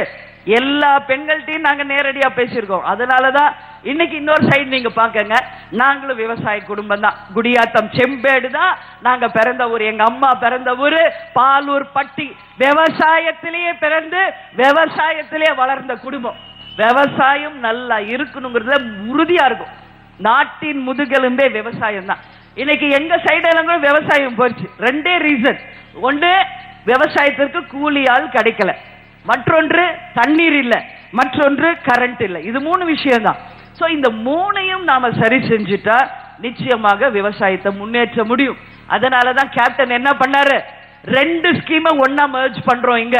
அதாவது 100 நாள் வேலை வாய்ப்பு திட்டத்தையும் விவசாய கூலிகளுக்கு அனுப்புவதையும் ஒன்றாக சேர்த்து அத்தனை கூலி ஆட்களையுமே விவசாய கூலிகளாக மாற்றி எல்லா விவசாயத்திற்கு வேண்டிய விவசாய கூலிகளாக அந்தந்த கிராம பஞ்சாயத்து மூலம் வந்து எடுத்துக்கலாம். இன்னைக்கு ஒரு 500 பீப்புள் ஒரு இடத்துல அசம்பிள் ஆகுறாங்கன்னா அந்த பஞ்சாயத்துல முன்னாடி நாளே சொல்லிடணும், எங்க தோட்டத்துல இன்னைக்கு களை எடுக்கணும், எங்க தோட்டத்துல இன்னைக்கு கரும்பு வெட்டணும், நெல்லு பயிரிடணும், எங்களுக்கு இத்தனை கூலி ஆள் வேணும்னு ப்ரீவியஸ் டே, அது 1 day பிஃபோர் சொல்லிட்டா நெக்ஸ்ட் டே மார்னிங் 8 o'clock 100 நாள் வேலை வாய்ப்பு திட்டத்துல செய்யறவங்க உங்க தோட்டத்துக்கு பிரிச்சு அனுப்பப்படும். அது போல எல்லா மக்களுக்கும் சரிசமமாக கூலி ஆட்கள் அனுப்பப்படும். சோ அதன் மூலம் தனிநபர் வருமானம் எவ்வளவு தெரியுமா உயரப்போகுது? இன்னைக்கு சென்ட்ரல் கவர்மெண்ட் கொடுக்கிறது 100 ரூபாய், ஸ்டேட் கவர்மெண்ட் அதாவது நமது அரசு அவங்களுக்கு கொடுக்க போறது 150 ரூபாய். விவசாயத்துக்கு கூட்டு போறவன் விவசாய கூலியா நிச்சயமா ஒரு 200 ரூபாய் அவங்களுக்கு கொடுப்பாங்க. சோ தனிநபர் வருமானம் 400 ரூபாயில இருந்து 500 ரூபாய் ஒவ்வொருத்தருக்கும் உயரும். அதே நேரத்தில் விவசாயமும் செழிக்கும், அதே நேரத்தில் இந்த நாடு முன்னேறும், விவசாயமும் முன்னேறும் என்பதில் எந்த மாற்று கருத்துமே இல்லை. அதனால இந்த மாதிரி ஸ்கீம்ஸ்ல தான் இன்னைக்கு கேப்டன் மும்முரமா இருக்கார். இது நடக்குமா? உடனே இவங்க கேள்வி கேட்பாங்க. ஏன்னா அவங்க செய்யல, பக்கத்து ஸ்டேட் கேரளால இது நடந்துகிட்டு இருக்கு, பக்கத்துல இருக்க எல்லா மாநிலத்திலும் இது நடந்துகிட்டு இருக்க ஒரு விஷயம் தான். ஆனா இது வரைக்கும் ஒரு ஏடிஎம்கேவோ ஒரு டிஎம்கேவோ 60 வருஷம் ஆட்சி பண்ணாங்களே, யாராவது ஒருத்தர் இத பத்தி சிந்திச்சிருப்பாங்களா? யாராவது ஒருத்தர் இதை இங்க கொண்டு வந்து நடைமுறைப்படுத்தி இருப்பார்களா? சிந்திச்சு பார்க்கணும். நீங்க எல்லாரும் வெறும் மிக்சி, ஃபேன், கிரைண்டர் கொடுக்கிறோம், டிவி கொடுக்கிறோம். இந்த வாட்டி தேர்தல் அறிக்கையில் என்ன கொடுக்கறேன்னு தெரியல. வாஷிங் மிஷினும் ஃப்ரிட்ஜ் தான் இன்னும் சொல்லாம இருக்காங்க. மேபி அதைத்தான் கொடுக்க போறாங்களான்னு தெரியல. இதை சொல்ல, உங்களுக்கு மிக்சி, ஃபேன், கிரைண்டர் ஏதாவது யூஸா இருக்கா? நல்ல தரமான பொருள் அவங்க கொடுத்தாங்களா? இன்னைக்கு வரைக்கும் யார் வீட்லயாவது நல்லா ஓடுதா மிக்சி, ஃபேன், கிரைண்டர்? யார் வீட்லயும் ஓடல. ஏன்னா இது தமிழ்நாடு முழுக்க நான் பார்த்துட்டு தானே. எல்லா பெண்களும் சொல்றது என்ன தெரியுமா? ஃபேன் ஆன் பண்ணா டர்ன்னு அங்க ஓடுது, மிக்சி ஆன் பண்ணா வெடிக்குது, கிரைண்டர் ஆன் பண்ணா ஓட மாட்டேங்க. இன்னைக்கு எல்லா மிக்சி, ஃபேன், கிரைண்டர் எங்க தெரியுமா இருக்கு? அதிமுக ஆட்சி போலவே இன்னைக்கு காயிலாங்கடைக்கு போயிருச்சு எல்லா மிக்சி, ஃபேன், கிரைண்டர். அதனால யாருக்கு எந்த பிரயோஜனமும் கிடையாது. சோ இது போல திட்டத்தினால மக்களுடைய ஏகப்பட்ட பணம், வரி பணம் லாஸ் ஆயிருக்கு. சோ நமக்கு இந்த ஸ்கீம் எல்லாம் வேண்டாம். அதனால உறுதியாக எல்லாருக்குமே அடிப்படை வசதி நமக்கு என்ன வேணும்? நல்ல உண்ண உணவு, உடுத்த உடை, நல்லபடியாக நீங்க உங்க பிள்ளைங்க படிக்க ஸ்கூல்ஸ், நல்ல மருத்துவமனைகள், நல்ல சாலை வசதி, வெரி குட் இன்ஃப்ராஸ்ட்ரக்சர் உங்களுக்கு தரப்படும், நதிகள் இணைக்கப்படும். உறுதியாக நான் சொல்றேன், இந்தியா முழுக்க மோடி அவர்கள் சொல்லியிருக்காங்க நதிகள் இணைக்கப்படும் என்று. அது எப்ப இணைப்பாங்க நமக்கு தெரியாது. ஆனா கேப்டன் ஆட்சிக்கு வந்தவுடனேயே தமிழகத்தில் இருக்கிற அத்தனை நதிகளையுமே ஒட்டுமொத்த மக்கள் துணையோடு நாம் இணைப்போம் என்ற வாக்குறுதியை உங்களுக்கு நான் சொல்றேன். உறுதியா நாம செய்ய போறோம். நீங்க வேணா ஒரு வாய்ப்பை நீங்க கேப்டனுக்கு கொடுத்து பாருங்க. அப்பதான் கேப்டன் என்ன இந்த மக்களுக்கு செய்யறாருன்றது தெரியும். வெள்ளம் வந்துச்சு, எப்படி இறங்கினாரு பாத்தீங்களா? வெட்டிய மடிச்சு கட்டி எல்லா ஊர்லயும் சேறு சகதி பார்க்காம இறங்கி எல்லா மக்களையும் சந்திச்ச ஒரே தலைவர். நீங்க எல்லாம் சிந்திக்கணும். தயவு செஞ்சு சொல்ற, உங்க பொண்ணா சிந்திச்சு பாருங்க. இந்த நாடும் மக்களும் முன்னேறணும், நம்மளுக்கு எந்த மாதிரி ஒரு லீடர் வேணும் அப்படிங்கிறது இந்த தேர்தலையாவது தயவு செஞ்சு நீங்க ப்ரூஃப் பண்ணுங்க. அதைத்தான் நான் கேட்கிறேன். யாராவது கலைஞர் பாவம் வயசாயிடுச்சு, அவரை நான் பேச விரும்பல. ஜெயலலிதா இன்னைக்கு முதலமைச்சர், ஒரே ஒரு ஹாஃப் டே ஹெலிகாப்டர்ல போயிட்டு மோடியை பார்த்துட்டு வீட்டுக்குள்ள போயிட்டாங்க. அதுவும் ஆர்கே நகர் தொகுதி, அந்த அம்மாவுடைய தொகுதி. அதுவும் ஒரு அரை மணி நேரம் ஒரு வேன்ல உட்கார்ந்து ஒரு உலா வந்துட்டு என்ன தெரியுமா சொன்னாங்க? சென்னையில நாங்க பார்த்தோம், வாக்காள பெருமக்களே அப்படிங்கிறாங்க. வெள்ளத்துல பாதிச்சு சோறு தண்ணி இல்லாம அந்த மக்கள் கஷ்டப்பட்டுக்கிட்டு இருக்காங்க. இவ்வளவு தூரம் தண்ணி பொழைக்கிறதே பெரிய விஷயம். என்ன சொல்றாங்க? இப்படி கையாட்டிட்டு வாக்காள பெருமக்கள் என்று போது அந்த அம்மா அப்படி திட்டினாங்க ஜனங்க. இது உண்மை, சென்னையில் நடந்த ஒரு உண்மை விஷயம் இது. ஏன் இதை சொல்றேன்னா, அவங்களுடைய எண்ணம் அடுத்த தேர்தல் அதுல வெற்றி பெறணும், மீண்டும் பல லட்சம் கோடி சம்பாதிக்கணும். அடுத்த தேர்தலை பற்றி மட்டுமே சிந்திக்க கூடியவர்கள் அதிமுகவும் திமுகவும். ஆனால் அடுத்த எதிர்கால சன்னதியை பற்றி திங்க் பண்றவர் நமது கேப்டன் அவர்கள். அதனாலதான் தொலைநோக்கு பார்வையோடு நதிகள் இணைப்பு, விவசாயம், தொழில்கள், வேலை வாய்ப்பு உறுதியா நாங்க முன்னேற்றுவோம் என்ற வாக்குறுதியை இப்ப சொல்றேன். அதே போல கரண்ட் இன்னைக்கு டெல்டா பகுதி தஞ்சாவூர்ல நான் போயிட்டு வந்தேன். இன்னைக்கு கோடைக்காலம், காவேரியிலிருந்து கடைமடை வரைக்கும் தண்ணி போனதா முப்போக விளைவு. ஆனா இன்னைக்கு சுத்தமா தண்ணி இல்லை. சோ காட் நம்மளுக்கு நல்லா தான் கொடுக்கிறார். அவரை நம்ம தப்பே சொல்லக்கூடாது. மழை என்பது என்ன? நமக்கு வரம். யாராவது அதை சாபம் சொல்லுவோமா? நல்ல நிர்வகிக்கக்கூடிய ஒரு முதலமைச்சர் இங்க இல்ல. ஒரு சின்ன எக்ஸாம்பிள் நான் பேசுனேன், நீங்க டிவில கேட்டிருக்கலாம், மேபி கேட்காதவங்களுக்கு நான் சொல்றேன். சிங்கப்பூர் ஒரு சின்ன சிட்டி, நிச்சயம் நிறைய பேர் அங்க போயிருப்பீங்க. எப்படி இருக்கு சிங்கப்பூர்? போனவங்க பார்த்திருப்பீங்க. எப்படி இருக்கு? இன்னைக்கு உலகத்திலேயே நம்பர் 1 நாடா மாறிக்கிட்டு இருக்கு. அது எப்படி இருந்தது தெரியுமா? ஒரு 20-30 வருஷத்துக்கு முன்னாடி அங்க தண்ணி கிடையாது. ஏன்னா சுத்தி கடல், குடிக்க தண்ணியே இல்லாத ஒரு நாடா இருந்துச்சு. அவங்க குடிக்க தண்ணி வேணும்னா கூட யார தெரியுமா நம்பி இருந்தாங்க? பக்கத்தில் இருக்கிற மலேசியா நாட்டை நம்பி இருந்தாங்க. அங்க இருந்து ஒரு பெரிய பெரிய பைப் லைன் மூலமா தான் சிங்கப்பூர் சிட்டிக்கு வாட்டர் வரும். ஏதாவது ஒரு சின்ன இடைஞ்சல் சிங்கப்பூர் பண்ணுச்சுன்னு வைங்க, உடனடியாக அங்கிருந்து வருதுல தண்ணி உடனே நிறுத்திடுவாங்க. யாரு? மலேசியா. சோ சிங்கப்பூர்ல இருக்கிறவங்க குடிக்க தண்ணி இருக்க கடாத பாடுபட்டாங்க. எப்படி நம்ம இப்போ ஒவ்வொரு சம்மர் வர்றப்பவும் கையேந்தி கர்நாடகா கிட்டையும் கேரளா கிட்டையும் தண்ணி கொடுங்க தண்ணி கொடுங்கன்னு கெஞ்சிக்கிட்டு இருக்கோமே, இதே நிலைமை தான். அப்படியே பார்த்தார் யாரு? Mister Lee Kuan Yew. அவர் தான் அந்த நாட்டின் பிரதமர். திங்க் பண்ணார், ஏன் நம்ம மலேசியாவை நம்பி இருக்கணும், நம்ம நாட்டுல எவ்வளவு மழை ஒரு வருஷத்துக்கு வருது என்று கணக்கெடுத்தார். பெரிய பெரிய வல்லுநர்களை வச்சு ஒரு கால்குலேஷன் போட்டார். அந்த நாட்டுக்குள்ள பெய்கிற மழையே அந்த மக்களுக்கு தன்னிறைவா இருந்துச்சு. சோ இதை எப்படி நாம சேமிக்க போறோம், இதை எப்படி நாம பாதுகாக்க போறோம், இதை சுத்தப்படுத்தி கரெக்டா எல்லா மக்களுக்கு எப்படி இதை விநியோகப்படுத்த போறோம்னு சொல்லி ஒரு பெரிய சிஸ்டமேட்டிக்கா வல்லுநர்களை வச்சு ஒரு சிஸ்டமேட்டிக்கா ஒரு பிளான் பண்ணார். அந்த பிளான் இன்னைக்கு சக்சஸ் ஆகி வெறும் சிங்கப்பூர் நாட்டில் விழுது பாருங்க மழை தண்ணி, அதை வச்சு அந்த நாடு இன்னைக்கு தன்னிறைவு பெற்ற நாடாக 24 மணி நேரம் சிங்கப்பூர் சிட்டியில இருக்கிற அத்தனை மக்களுக்கும் குடி தண்ணீருக்கும் தொழில்களுக்கும் இன்னைக்கு தண்ணீர் நிறைவை ஏற்படுத்தினார் மிஸ்டர் லீ குவான் யூ. இப்பதான் இறந்தார். இன்னைக்கு அவங்க பையன் தான் மிஸ் பிரதமரா இருக்கார். சோ இந்த மாதிரி தொலைநோக்கு பார்வையோட சிந்தனையோட சிந்திக்கிறோம். இந்த வாட்டி நம்மளுக்கு மழை பெஞ்சிச்சே, நீங்க எல்லாம் திங்க் பண்ணி யாரெல்லாம் அவ்வளவு கஷ்டப்பட்டோம். நானு கேப்டன்லாம் 100% மழை வர வேண்டிய ஒரு நம்ம நாட்டுல 300% மழை பெஞ்சிச்சு. சோ கடவுள் நமக்கு ஆசீர்வாதம் தான் கொடுக்கிறார். அவர் ஒன்னும் நம்மள தண்டிக்கல. ஆனா இத முறையா எப்படி பாதுகாக்கணும், எப்படி பயன்படுத்தணும், இத மக்கள் பயன்பாட்டுக்கு எப்படி கொண்டு போகணும் என்று சிந்திச்சு நிர்வகிக்கக்கூடிய ஒரு நல்ல முதலமைச்சரை இன்றைக்கு வரைக்கும் நமது தமிழ்நாடு அடையவில்லை என்பதுதான் என்னுடைய மிகப்பெரிய குறை. இதான் உண்மை. இன்னைக்கு நமக்கு பேஞ்ச மழையை கரெக்டா நம்ம சேவ் பண்ணியிருந்தா இன்னைக்கு சம்மர் எல்லாருக்கும் தண்ணி வருதா? டெய்லி யாருக்கு தண்ணி வரல. மேட்டூர்ல பேசிட்டு தான் வர. மேட்டூர் டேம் ஃபுல்லா தண்ணி இருக்கும். சுத்தி போய் பாருங்க. இன்னைக்கு பெண்கள் காலி குடங்களை ரோட்ல வச்சு போராடிக்கிட்டு இருக்காங்க. நெய்வேலி கேப்டனோட தொகுதி விருதாசலம், நெய்வேலியில தான் கரண்டே உற்பத்தி பண்றாங்க, பக்கத்து மாநிலத்துக்கு அனுப்புறாங்க. நெய்வேலியை சுத்தி நீங்க போய் பாருங்க, வீட்டுல கரண்டே இருக்காது. அங்க இருக்கிற வில்லேஜ்ல 0 வாட்ஸ் லைட் தான் போட்டிருப்பாங்க. நான் 1.5 மாசம் விருதாசலத்திலேயே ஒவ்வொரு வீடு ஒவ்வொரு ஸ்ட்ரீட்டுக்கு நான் போயிருக்கேன். இதெல்லாம் நான் கண்கூடா பார்த்துருக்கேன். சோ என்ன இதுக்கு காரணம்? நிர்வகிக்கக்கூடிய தலைவர்கள் இங்க இல்ல. அதனாலதான் சொல்றேன், உறுதியா நம்ம யாரையும் இனிமேல டிபெண்ட் பண்ணி வாழ தேவையில்லை. கரெக்டா நம்ம பிளான் பண்ண போறோம். நமக்கு கிடைக்கிற அந்த மழையை சரியான முறையில நாம பாதுகாக்க போகிறோம். எப்படி? அனைத்து டேம்கள், நதிகள், ரிவர்கள், ஏரி, குளம், குட்டை, கிணறு என்று அத்தனை பகுதிகளையுமே உடனடியாக தூர்வாரப்படும். பல வருஷமா இன்னைக்கு மேட்டூர் டேம் உட்பட இங்கிலீஷ்காரன் காலத்துல கட்டி போனது இன்னைக்கு வரைக்கும் தூர் வாரல. இதான் நிலைமை. நிச்சயமாக தூர் வாரப்பட்டு வர்ற வாட்டர் அப்படியே சேவ் பண்ணி தடுப்பணைகள் அமைச்சு இன்டர்லிங்க் பண்ணி தமிழ்நாடு முழுக்க ஒரு சின்ன வில்லேஜ் கூட அந்த வாட்டர் வந்து ரீச் ஆகிற மாதிரி நம்மால் உருவாக்க முடியும் என்ற உறுதியை இந்த நேரத்தில் உங்க எல்லோருக்கும் நான் சொல்றேன். 50-60 வருஷம் 2 கட்சிக்கு ஓட்டு போட்டாச்சு இல்லையா?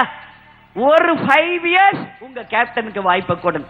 நான் சொன்ன இந்த எல்லா வாக்குறுதியுமே திட்டங்களாக மக்கள் நேரடியா பார்க்கிறப்போதான் நிச்சயமா இந்த தமிழ்நாடுக்காக கேப்டன் எவ்வளவு தூரம் பிளான் பண்ணியிருக்காரு என்பது உங்க எல்லாருக்குமே தெரிய வரும் என்பதனால உங்க எல்லாரையும் பார்த்து நான் கேட்கறது மாற்றத்தை தாருங்கள் என்று உங்க எல்லாரையுமே பார்த்து நான் கேட்டுக்கிறேன். திமுகவும் அதிமுகவும் ஒன்றும் மாற்ற முடியாத சக்தி இல்லை. ஈஸியா அந்த 2 கட்சிகளையும் நம்மால புறம் தள்ள முடியும். தேர்தல் ஆணையம் என்று ஒண்ணு இருக்கு, முற்றிலும் செயல்படாம கண்டெய்னர் லாரிஸ்ல இன்னைக்கு பணத்தை கடத்திட்டு போயிட்டு இருக்காங்க. பாத்தீங்களா? ஒரு 10 நாளைக்கு முன்னாடி டிவில சிறுதாவூர் பங்களால பாத்தீங்கன்னா லைனா கண்டெய்னர் லாரிஸ் பல்லாயிரம் கோடி இன்னைக்கு ஜெயலலிதா கொள்ளையடிச்சு சம்பாரிச்சு வச்ச சொத்து இன்னைக்கு ஆட்சிக்கு வர்றமோ இல்லையோ டவுட். அதனால கரெக்டா பிளான் பண்ணி எல்லாத்தையும் கொண்டு போய் வேற இடத்துல சேஃபா செட்டில் பண்ணிட்டாங்க. இத ஃபர்ஸ்ட் சொன்னவர் அண்ணன் வைகோ அவர்கள் தான். ஆனா இன்னைக்கு வரைக்கும் அதுக்கான ஒரு சின்ன முயற்சி கூட தேர்தல் ஆணையம் எடுக்கல. ஆனா இங்க பாருங்க, நான் வர வழியெல்லாம் பாக்குறேன், பெரிய ஒரு ஃபேமிலி சின்ன சின்ன குழந்தைங்களோட எல்லாம் காரை விட்டு இறங்கி பெரிய கேமரா வச்சு இதை பெரிய மர்ம கும்பலை இவங்க பாக்குறாங்களாம். காரெல்லாம் செக் பண்றாங்க. என்ன இருக்க போது அதுல? ஏன் இந்த மாதிரி பப்ளிக் பீப்புளை ஏன் கொடுமைப்படுத்துறீங்க? வியாபாரத்துக்காக 1 லட்சம் 2 லட்சம் ஏதோ கொண்டு போறவங்களை எல்லாம் பிடிச்சி இம்சை பண்ணி இதற்கான ஆணையம் இருக்கா, இது எப்படி என்ன கணக்குல கொண்டு வந்து போட்டு அவங்கள டார்ச்சர் பண்ணிட்டு இருக்காங்க. ஏற்கனவே இங்க வியாபாரம் மொத்தமா முடிஞ்சு போச்சு, விவசாயம் மொத்தமா முடிஞ்சு போச்சு, தொழில் மொத்தம் முடிஞ்சு போச்சு. இதுல இந்த டார்ச்சர் வேற. ஆனா கண்டெய்னர் லாரியில கடத்துறதை இன்னைக்கு யாரும் போய் பிடிக்க மாட்டாங்க. பாதுகாப்பு கொடுத்து அனுப்பி வைக்கிறதே யார்? நமது காவல்துறையினரா தான் இருக்குது. சிறுதாபுர் பங்களா சுத்தி 24 hours அன்னைக்கு பாதுகாப்புல இருந்தாங்களா யாரு? போலீஸ்காரங்க. ஆனா இன்னைக்கு போய் பாருங்க, எல்லா காரு எல்லா இதையும் செக் பண்ணிட்டு இருக்காங்க. ஒண்ணுமே அங்க கிடைக்க போறது இல்ல. பப்ளிக் கிட்ட என்ன இருக்க போது? மிஞ்சி மிஞ்சி போனா. அதனால நிச்சயமாக இதெல்லாம் நம்ம தடுக்கணும். தேர்தல் ஆணையம் நடுநிலையோடு இருந்து நல்ல தேர்தலை நடக்க இன்னைக்கு அவங்க நிச்சயமாக தராசு போல செயல்படணும் சொல்லி கேட்டுக்கிறேன். சட்டசபையில நிகழ்ந்த நிகழ்வுகள் இன்னைக்கு 1 வருஷ காலம் நம்மளுடைய 6 சட்டமன்ற உறுப்பினர் ஜெயலலிதா சஸ்பெண்ட் பண்ணாங்க. ஆனா இதுவரைக்கும் இந்திய வரலாறிலேயே இல்லாத அளவு அந்த முதல் முறையாக உச்ச நீதிமன்றத்துக்கு போய் சட்டசபை நிகழ்வை பதிய வச்சு அதற்கு தடை வாங்கிய ஒரே கட்சி தேசிய முற்போக்கு திராவிட கழகம் என்ற வரலாற்றை இன்னைக்கு நாம உருவாக்கி இருக்கோம். இதன் மூலம் இந்தியா முழுக்க இன்னைக்கு இனிமேல எந்த எம்எல்ஏவும் 1 வருஷத்துக்கு சஸ்பெண்ட் பண்ண முடியாத நிலையை உருவாக்கி இருக்கும். 6 எம்எல்ஏஸ் 1 இயர் சஸ்பெண்ட் பண்ணாங்க ஜெயலலிதா, அராஜக ஆட்சி. அதனால இன்னைக்கு ரோஜா, நடிகை ரோஜா கூட ஆந்திரால 1 இயர் சஸ்பெண்ட் பண்ணாங்க. இந்த நீதியை வச்சு அவங்களும் ஃபைட் பண்ணி 1 இயர் சஸ்பெண்ட அவங்களும் ரத்து பண்ணிட்டாங்க. சோ ஏன் இவங்க அவங்கள 1 இயர் சஸ்பெண்ட் பண்ணாங்க? என்ன அப்படி அவங்க செஞ்சாங்க? மக்கள் பிரச்சனை, தங்கள் தொகுதி பிரச்சனையை தான் போய் அவங்க பேசினாங்க. ஆனா இன்னைக்கு வரைக்கும் அவங்களுக்கு நீதி கிடைக்கல. ஆனா கடவுள் என்று ஒருத்தர் இருக்கார். கேப்டன் என்ன சொல்வார்? அரசன் அன்று கொள்வான், தெய்வம் நின்று கொல்லும் என்று எப்பயுமே கேப்டன் சொல்வார். அதனால இன்னைக்கு உச்ச நீதிமன்றமே தீர்ப்பு வழங்கியிருக்கு. 1 இயருக்கு அவங்களுக்கு வேண்டிய சம்பளத்தோட எல்லா பாக்கியும் செட்டில் பண்ணி இனிமேல் யாரையும் 1 இயர் சஸ்பெண்ட் பண்ணக்கூடாது. கேப்டன் அன்னைக்கு மக்களுக்காக தான் கேப்டன் பேசினார் சட்டசபையில். ஆனா ஜெயலலிதா அதுக்கான பதில சொல்லாம வேற ஏதோ திராணி இருந்தா சங்கரன் கோயில தனிச்சு போட்டிடுங்கன்னு பாக்கலான்றேன். தனிச்சு போட்டியிடுவது தேமுதிகவுக்கு என்ன புதுசா? தனிச்சு போட்டியிட முடியும் என்ற வரலாற்றை உருவாக்கியதே கேப்டனும் தேசிய முற்போக்கு திராவிட கழகமும் தான். கேப்டன் அன்னைக்கு நீங்க எல்லாரும் பார்த்திருப்பீங்க, ஒரு சின்ன ரீகால் தான் அது. எந்திரிச்சு எந்திரிப்பாரு, உடனே சபாநாயகர் உட்காருங்க, மந்திரி பேசின அப்புறம் நீங்க பேசுங்க, அப்படியே கை கட்டி அமைதியா உட்காருவார். அப்புறம் கொஞ்ச நேரத்துல பார்த்தா ஓவர் சவுண்ட் வரும். எந்திரிச்சு என்னையா உனக்கு நான் பதில் சொன்ன, உட்காரியா அப்படிம்பாரு கேப்டன். அதான் கேப்டன். தப்பு ஒண்ணு நடந்துச்சுன்னா தன் கண்ணெதில் அது யாரா இருந்தாலும் தைரியமா கட்டி கேட்பார். அதான் கேப்டன். நடிகராக இருந்தபோது சினிமாவிலேயே தன் கண் முன்னாடி நடக்கிற தப்ப தட்டி கேட்டே வளர்ந்த ஒரு ஆக்ஷன் ஹீரோ நேர்ல நிஜத்துல தப்பு நடந்தா விட்டுருவாரா? யாருக்கும் பயப்பட மாட்டார். நெற்றி கண்ணை திறப்பினும் குற்றம் குற்றமே என்று யாராக இருந்தாலும் அந்த தவறை சுட்டி காட்டுற ஒரே தைரியம் படைச்ச ஒரு ஆண்மகனாக ஜெயலலிதா அவர்கள் அன்னைக்கு நேருக்கு நேரா ஒரு ஆண்மகன் அன்னைக்கு சட்டசபையில பார்த்தாங்க. ஏன்னா இன்னைக்கு ஜெயலலிதாவுடைய மந்திரிகள் எப்படி இருக்காங்க நான் சொல்ல தேவையில்லை. அங்கிருந்து வாய மூடிட்டு அப்படியே குனிஞ்சு மண்ணிலேயே புரண்டுகிட்டே வந்து மண்ணிலேயே புரண்டு போற மந்திரிகள் தான் இன்னைக்கு ஜெயலலிதா கிட்ட இருக்காங்க. 1001 டயலாக் சொல்லுவாங்க, நமக்கு கிடைச்ச அடிமைகள் நல்ல அடிமைகள்னு சொல்லுவாங்க. கரெக்டா இன்னைக்கு ஏடிஎம்ஏல இருக்கிற அத்தனை பேரும் இன்னைக்கு அடிமைகளை தான் ஜெயலலிதா வச்சிருக்காங்க. எந்த மந்திரிக்காவது திருப்பி சீட்டு கொடுத்துருக்காங்களா பாத்தீங்களா? வெறும் 17 மந்திரிக்கு தான் மீண்டும் வாய்ப்பு. மற்றவங்களையெல்லாம் அதோட விரட்டி விட்டாங்க. ஏன் தெரியுமா? மேபி கரெக்டா கலெக்ஷன் போய் சேர்க்கலையோ என்னமோ தெரியல. அந்த மந்திரிங்க யாரு கரெக்டா கலெக்ஷனை கொடுத்தாங்களோ அவங்கள மறுபடியும் சேர்த்துக்கிட்டாங்க. மற்றவங்களை பூரா வீட்டுக்கு அனுப்பிச்சிட்டாங்க. இதான் ஜெயலலிதாவுடைய வரலாறு. இல்லாட்டி எப்படி கண்டெய்னர் லாரியில ஏற்றி அனுப்ப முடியும்? சிந்திச்சு பார்க்கணும். யார் காசு எல்லாம் அவங்க அம்மா ஏதாவது சம்பாரிச்சு கொடுத்துட்டு போனாங்களா? இல்ல ஜெயலலிதா ஏதாவது கோடி கோடியா சம்பாரிச்சு வீட்டுல அடுக்கி வச்சாங்களா? யாருடைய காசு? தமிழ்நாடு மக்களுடைய காசு. லஞ்சம் ஊழலில் சம்பாதிச்ச காசு. அதுதான் இன்னைக்கு கண்டெய்னர் லாரியில போகுது. 100 ரூபாய் இல்ல 500 ரூபாய் ஓட்டு காசு கொடுத்த உடனே வாங்கி ஹாப்பி ஆயிரீங்கல்ல நீங்கெல்லாம். அந்த யாரு காசு ஒரு நிமிஷம் நீங்க யோசிச்சீங்கன்னா நீங்க நினைக்கிறதுக்கு முற்றுப்புள்ளி வைக்கலாம். ஆனா பெண்கள் சென்டிமெண்ட்டுக்கு அடிட்டு நம்ம தமிழ்நாடு மக்கள் வெத்தலை மேல சத்தியம் வாங்கிட்டாங்க, கோயில்ல வச்சு சத்தியம் வாங்கிட்டாங்க, முறத்து மேல வச்சு சத்தியம் வாங்கிட்டாங்க, அம்மன் கோயில சத்தியம் வாங்கிட்டாங்க. என்ன பண்றது? கை நீட்டி காசு வாங்கிட்டோம். 4 பேர் இருந்தா 2 ஓட்டு இவங்களுக்கு, இன்னொருத்தர் காசு கொடுத்தா 2 ஓட்டு அவங்களுக்கு. இப்படி போயிட்டு இருந்துச்சுன்னா நம்ம எப்படி நம்ம நாட்டை முன்னேற்ற போறோம்? தயவு செஞ்சு சிந்திச்சு பார்க்க. வேற ஏதாவது ஒரு முன்னேற்றம் நீங்க நான் இவ்வளவு நேரம் பேசினேன், ஏதாவது ஒரு முன்னேற்றம் நம்ம நாட்டில் பார்த்துருக்கோமா? எதுவுமே கிடையாது. இன்னைக்கு எத்தனை மாணவர்கள் படிச்சுட்டு வேலை இல்லாம இருக்காங்க. உங்க வீட்லயே எவ்வளவு பசங்க படிச்சுட்டு வேலை இல்லாம இருக்காங்கன்றது ஒரு தாயா எனக்கும் தெரியும். ஏன்னா இன்னைக்கு இன்ஜினியரிங் முடிச்சுட்டு டிகிரி முடிச்சு எவ்வளவோ ஸ்டூடெண்ட்ஸ் வேலை கிடையாது. வேற வழி இல்லாதனால இன்னைக்கு டாஸ்மாக்ல போய் தண்ணி அடிக்கிறாங்க. வேற என்ன செய்யறதுன்னு தெரியாம முடங்கி கிடக்குறாங்க. அவலமாக இன்னைக்கு தன்னுடைய வாழ்க்கை இப்படி ஆயிடுச்சுன்னு சொல்லி சோகத்துல இருக்காங்க. இதுதான் இன்னைக்கு நடந்துகிட்டு இருக்கு. சோ சமூக விரோத செயல்களில் இளைஞர்கள் ஈடுபடக்கூடிய நிலைமைக்கு தள்ளது இந்த அரசாங்கம்.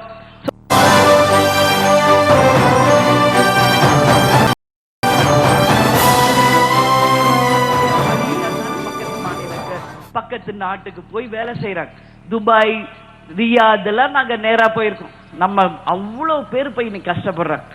நாங்க பார்த்திருக்கோம். அங்கெல்லாம் போறப்போ கேப்டனை பார்த்தோன்னா ஓடி வருவாங்க. என்னப்பா இங்க இருக்கீங்கல்ல? கேப்டன் பெரிய வேலை இங்க கம்பெனியில கொடுக்குறேன்னு சொல்லிதான் எங்களை கூப்பிட்டு வந்தாங்க. கடைசியில இங்க வந்த அப்புறம் பார்த்தா ஒட்டகத்தை மேய்க்க விட்டுட்டாங்க, பேரிச்ச பழத்தை பொறுக்க விட்டாங்க கேப்டன் சொல்லி கண்ணீர் விடக்கூடிய அளவு இன்னைக்கு நமது கிராம இளைஞர்கள் இன்னைக்கு சிக்கி இருக்காங்க. உலகம் முழுக்க Malaysia, Singapore, Dubai, gulf countries எல்லா இடத்துலையும் நாங்க பார்த்திருக்கோம். அதன் விளைவுதான் சகாப்தம் என்கின்ற ஒரு திரைப்படத்துல இன்னைக்கு வெளிநாட்டுல போற நம்ம இளைஞர்கள் எப்படி கஷ்டப்படுறாங்க என்பதை நாங்க படமா காமிச்சோம். அதனால சொல்றேன், இனிமே நீங்க பக்கத்து ஸ்டேட்டுக்கோ பக்கத்து ஊருக்கோ பக்கத்து நாடுகளுக்கோ செல்ல வேண்டாம். உங்க படிச்ச அத்தனை பேருக்குமே உறுதியான வேலை வாய்ப்பை உருவாக்க வேண்டியது நமது அரசாங்கத்தின் கடமை என்பதை உறுதியாக அனைத்து மாணவர்களுக்கும் இளைஞர்களுக்கும் நாங்க சொல்றோம். விப்ரோ, சத்தியம், அதே போல இன்ஃபோசிஸ் போன்ற மிகப்பெரிய கம்பெனிஸ் கூட டை அப் பண்ணி படித்து 4 மாதத்தில் உங்களுக்கு வேலை வாய்ப்பை உருவாக்கி தருவோம் என்ற வாக்குறுதியை இந்த நேரத்தில் எல்லோருக்குமே சொல்றேன். எனவே நிச்சயமாக நல்லபடியாக சிந்திச்சு மாற்றத்தை தரணும். இங்க இந்த தேர்தல் இதுவரைக்கும் தமிழகம் பார்க்காத ஒரு தேர்தல் என்பது நீங்க தெளிவா புரிஞ்சுக்கங்க. இதுவரைக்கும் இத்தனை கட்சிகள் போட்டி போட்டதில்லை. இதுவரைக்கும் இத்தனை முதல்வர்கள் தேர்தல் களத்தில் இருந்தது கிடையாது. அதே போல இதுவரைக்கும் இவ்வளவு சேனல்ஸ் தமிழ்நாட்டில் இல்லை, இவ்வளவு பேப்பர், இவ்வளவு மேகசின்ஸ் இன்னைக்கு கிடையாது. ஆனா இந்த தேர்தல நிறைய முதலமைச்சர் வேட்பாளர், நிறைய கட்சி போட்டி போடுது, நிறைய சேனல்ஸ், நிறைய மீடியாஸ் இன்னைக்கு இருக்கு. ஆனாலும் கூட்டணியை பற்றி முதல்ல அறிவித்தது யார்? தேமுதிக மக்கள் நல கூட்டணி தான் எங்கள் கூட்டணி என்று முதல்ல அறிவித்தது நமது கூட்டணி. அதே போல எங்கள் முதல்வர் வேட்பாளர் புரட்சி கலைஞர் கேப்டன் தான் என்பதை ஆணித்தரமாக பதிய வைத்ததும் நமது கூட்டணி. அதே போல நம்ம கூட்டணி தான் முதல் கூட்டணி மந்திரி சபைக்கு ஒற்று கொண்டதும் நமது கூட்டணி தான் என்பதையும் ஆணித்தரமாக இந்த நேரத்தில் பதிய வைக்கிறேன். ஏடிஎம்கே கொடுக்குமா கூட்டணி மந்திரி சபை? திமுக இது வரைக்கும் கொடுக்குமா கூட்டணி மந்திரி சபை? இல்ல இனிமே கூட கேட்டு பாருங்களேன், கொடுப்பாங்களா? கொடுக்க மாட்டாங்க. ஏன் சொல்லுங்க? அடிக்கிற கொள்ள மொத்தமா அவங்களே அடிச்சு மூட்டை கட்டி வீட்டுக்கு கொண்டு போகணும். கூட்டணி மந்திரி சபைன்னா எல்லாருக்கும் பதில் சொல்லணும். ஆனா கேப்டனும் மக்கள் நல கூட்டணியை சேர்ந்த 4 நல்லவர்களும் சேர்ந்து முதல் கூட்டணி மந்திரி சபை தமிழ்நாட்டில் உருவாக்குவோம் என்ற முதல் வாக்குறுதியை இன்னைக்கு வேற வழி இல்லாதனால முதல் அந்த வாக்குறுதி கூட்டணி மந்திரி சபை அமையும். ஒருத்தர் தப்பு செஞ்சா இன்னொருத்தர் தட்டி கேட்கலாம். ஏதாவது ஒரு டிபார்ட்மெண்ட்ல லஞ்ச ஊழல்னா நிச்சயம் கேப்டன் உடனே செக் பாயிண்ட் வைப்பார். அவரை மீறிங்க எதுவும் நடக்காது. கேரளால ஏற்கனவே, வெஸ்ட் பெங்கால்ல ஏற்கனவே கூட்டணி மந்திரி சபை லஞ்சம் ஊழலே இன்னைக்கு அங்க கிடையாது. அதை தான் நாம இங்க கொண்டு வர போகிறோம். அதே போல இன்னைக்கு நம்ம முதல்வர் வேட்பாளர் கேப்டன் நம்ம சொல்லிட்டோம். ஜெயலலிதாவால சொல்ல முடியுமா அதிமுகவின் முதல்வர் வேட்பாளர் யார் என்று யாராவது சொல்ல முடியுமா? ஜெயலலிதா தானே நீங்க நினைக்கலாம். நிச்சயமா இல்ல. சொத்து குவிப்பு வழக்கு என்று ஒரு மிகப்பெரிய கத்தி ஜெயலலிதாக்கு கழுத்துக்கு பக்கத்திலேயே தொங்கிட்டு இருக்கு. நாளைக்கு மறுபடியும் அது விசாரணைக்கு வருது 5ஆம் தேதி. என்ன தெரியுமா?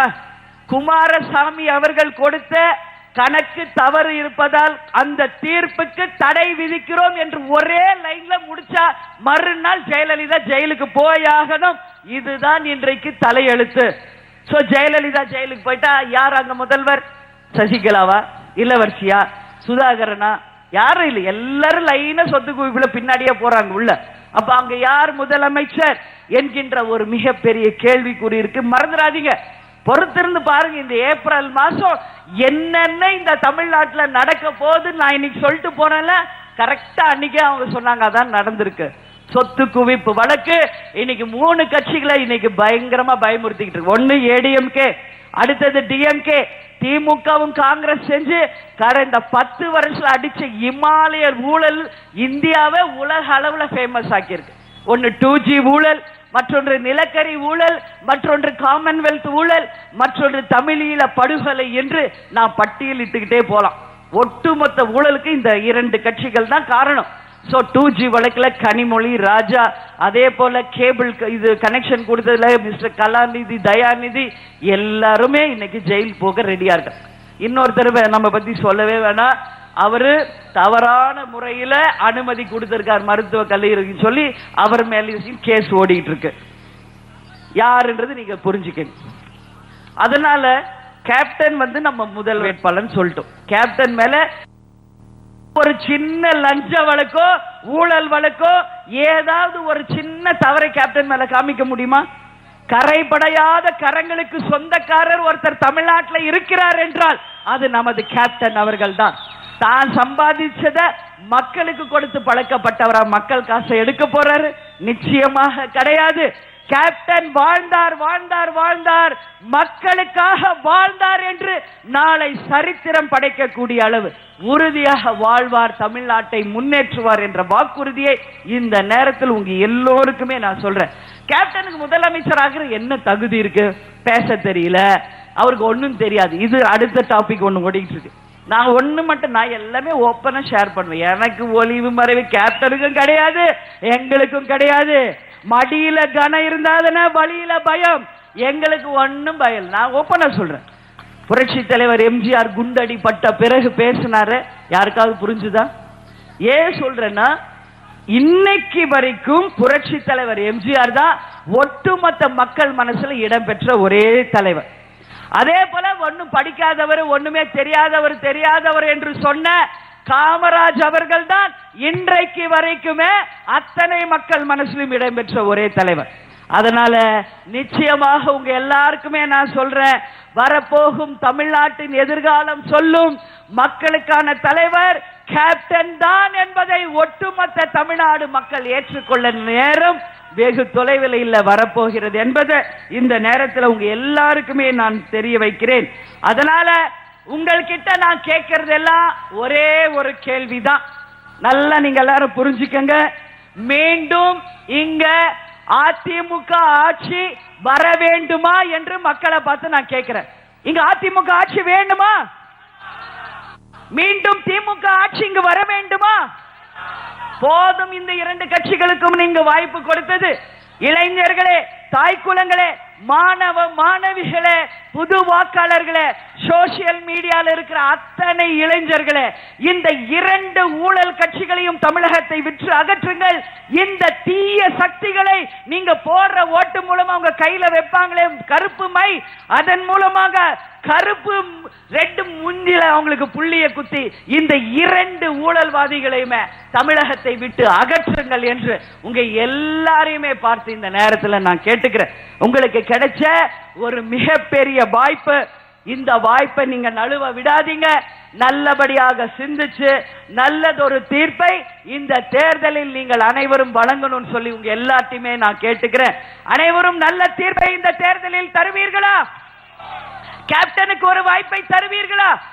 கேப்டனுக்கும் மக்கள் நல கூட்டணிக்கும் மக்கள் ஆதரவு தருவீர்களா? மீண்டும் நான் சொல்றேன், இந்த முதல் கட்ட பிரச்சாரம் இன்னையோட முடியுது. இரண்டாம் கட்ட பிரச்சாரம் வேட்பாளர் அறிவித்தவுடனே கேப்டனும் நானும் கழகத்தினரும் 234 தொகுதிகளுக்குமே அனைத்து கிராம பகுதிகள் எல்லா இடத்துக்கும் நேரடியாக வரப்போகிறோம். தேர்தல் பணியை ஆற்ற போகிறோம். தேசிய முற்போக்கு திராவிட கழகத்தை சேர்ந்த இளைஞர்களே, தாய்க்குலங்களே, மக்கள் நல கூட்டணியை சேர்ந்த சகோதரர்களே, ஒரே உறுதியோட இந்த அதிமுக திமுகவை அகற்ற வேண்டும் என்று எதிர்கொள்ளும் சக்தியோடு, போராடும் குணத்தோடு நிச்சயமாக அனைவரும் ஒன்று சேர்ந்து போராடுவோம். சுதந்திரத்திற்காக நமது சுதந்திர போராட்ட தியாகிகள் போராடுவது போல இந்த கொள்ளையர்களை அகற்ற அனைவரும் ஒரே கரமாக இணைவோம், மாற்றத்தை உருவாக்குவோம். அந்த மாற்றம் நிச்சயமாக மக்களாட்சியாக மலரும் என்பதை தெரிவித்துக் கொண்டு இங்கு பங்கேற்க வந்திருக்கும் அனைவருக்குமே, மக்கள் நல கூட்டணி தோழர்களுக்கும், தேசிய முற்போக்கு திராவிட கழகத்தை சேர்ந்த சகோதரர்களுக்கும் எனது நன்றிகளை தெரிவித்துக் கொண்டு, நமது முரசு நாளை தமிழக அரசு என்று சொல்லக்கூடிய அளவு மாற்றத்தை உருவாக்குவோம். லஞ்சம் ஊழல் இல்லாத நேர்மையான ஆட்சியை கொண்டு வருவோம் என்று கேட்டுக்கொண்டு உங்களிடமிருந்து விடைபெறுகிறேன். நன்றி, வணக்கம்.